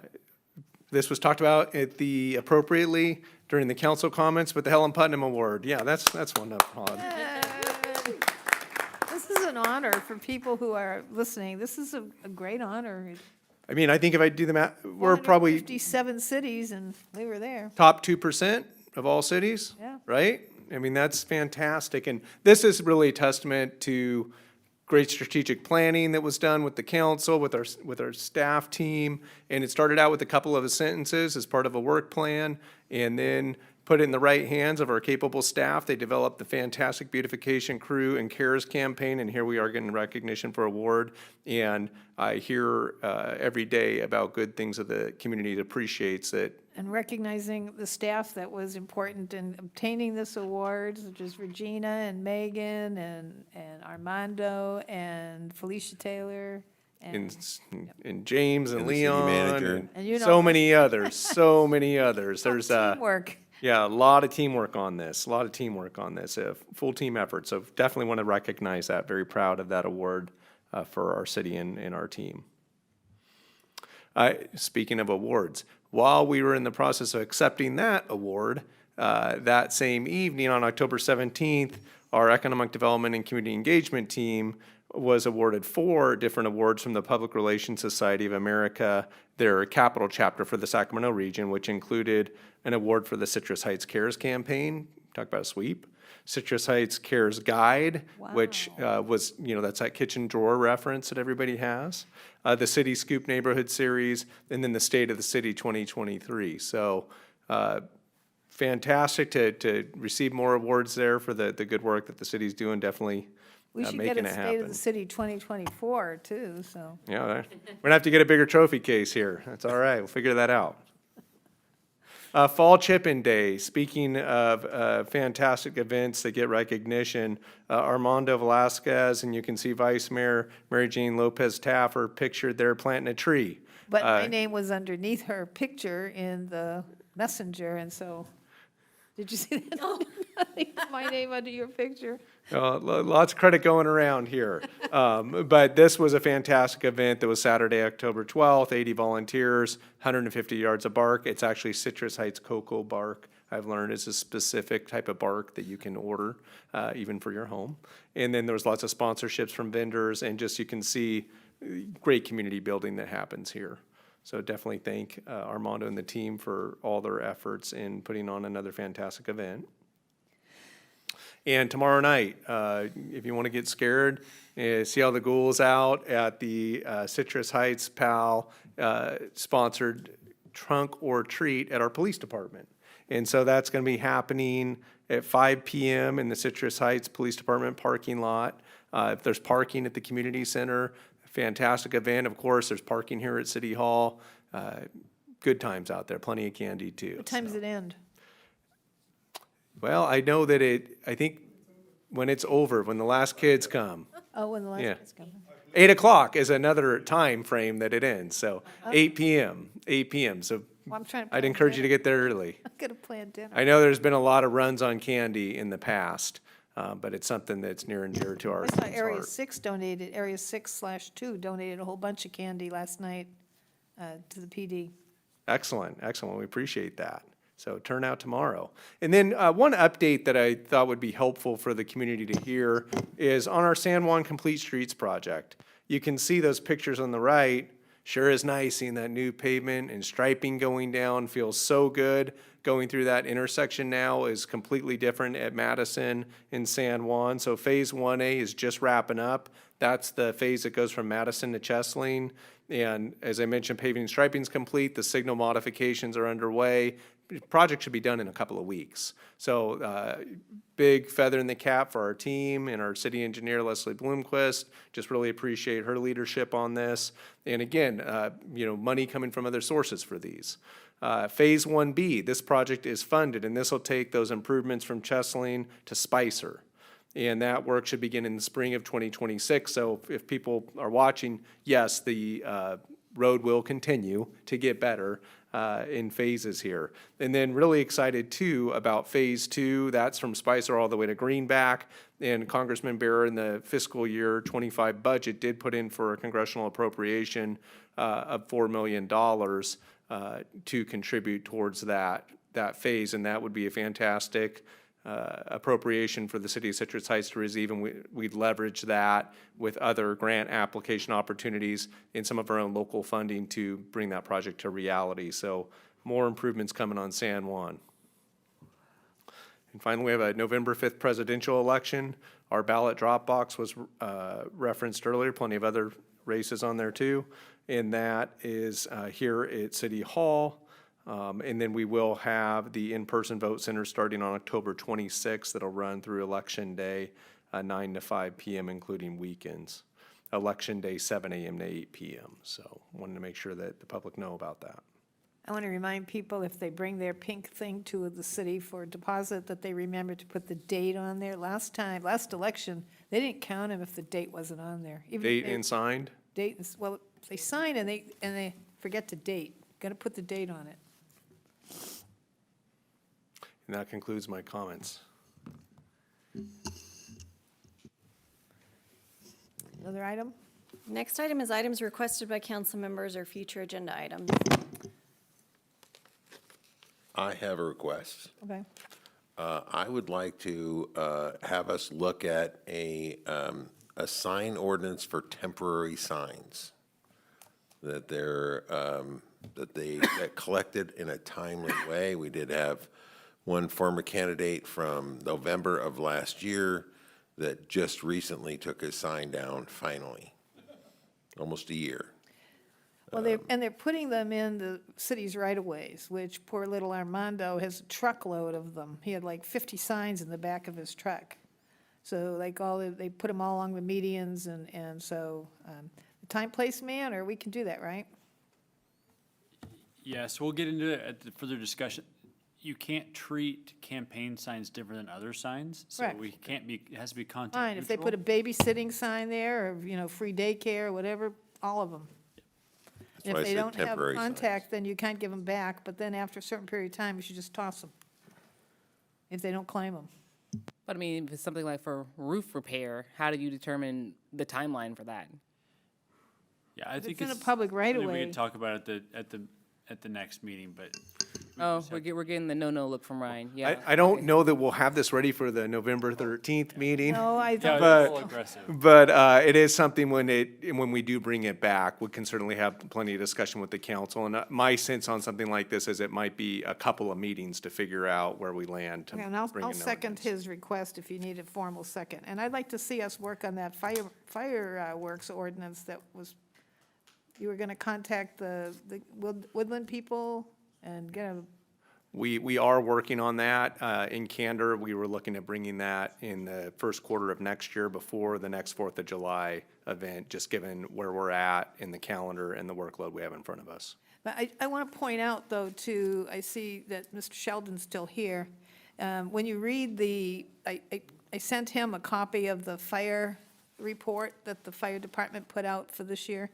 And when you look at their responses that they had for complaints, they hardly ever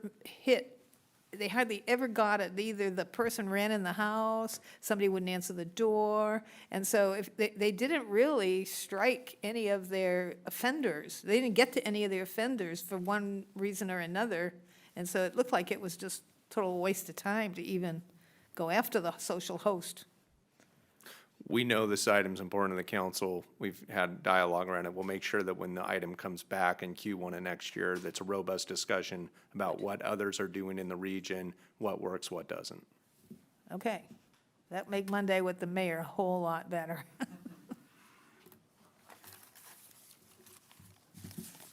We done? We done? There are no further items. Move adjournment. Adjourned.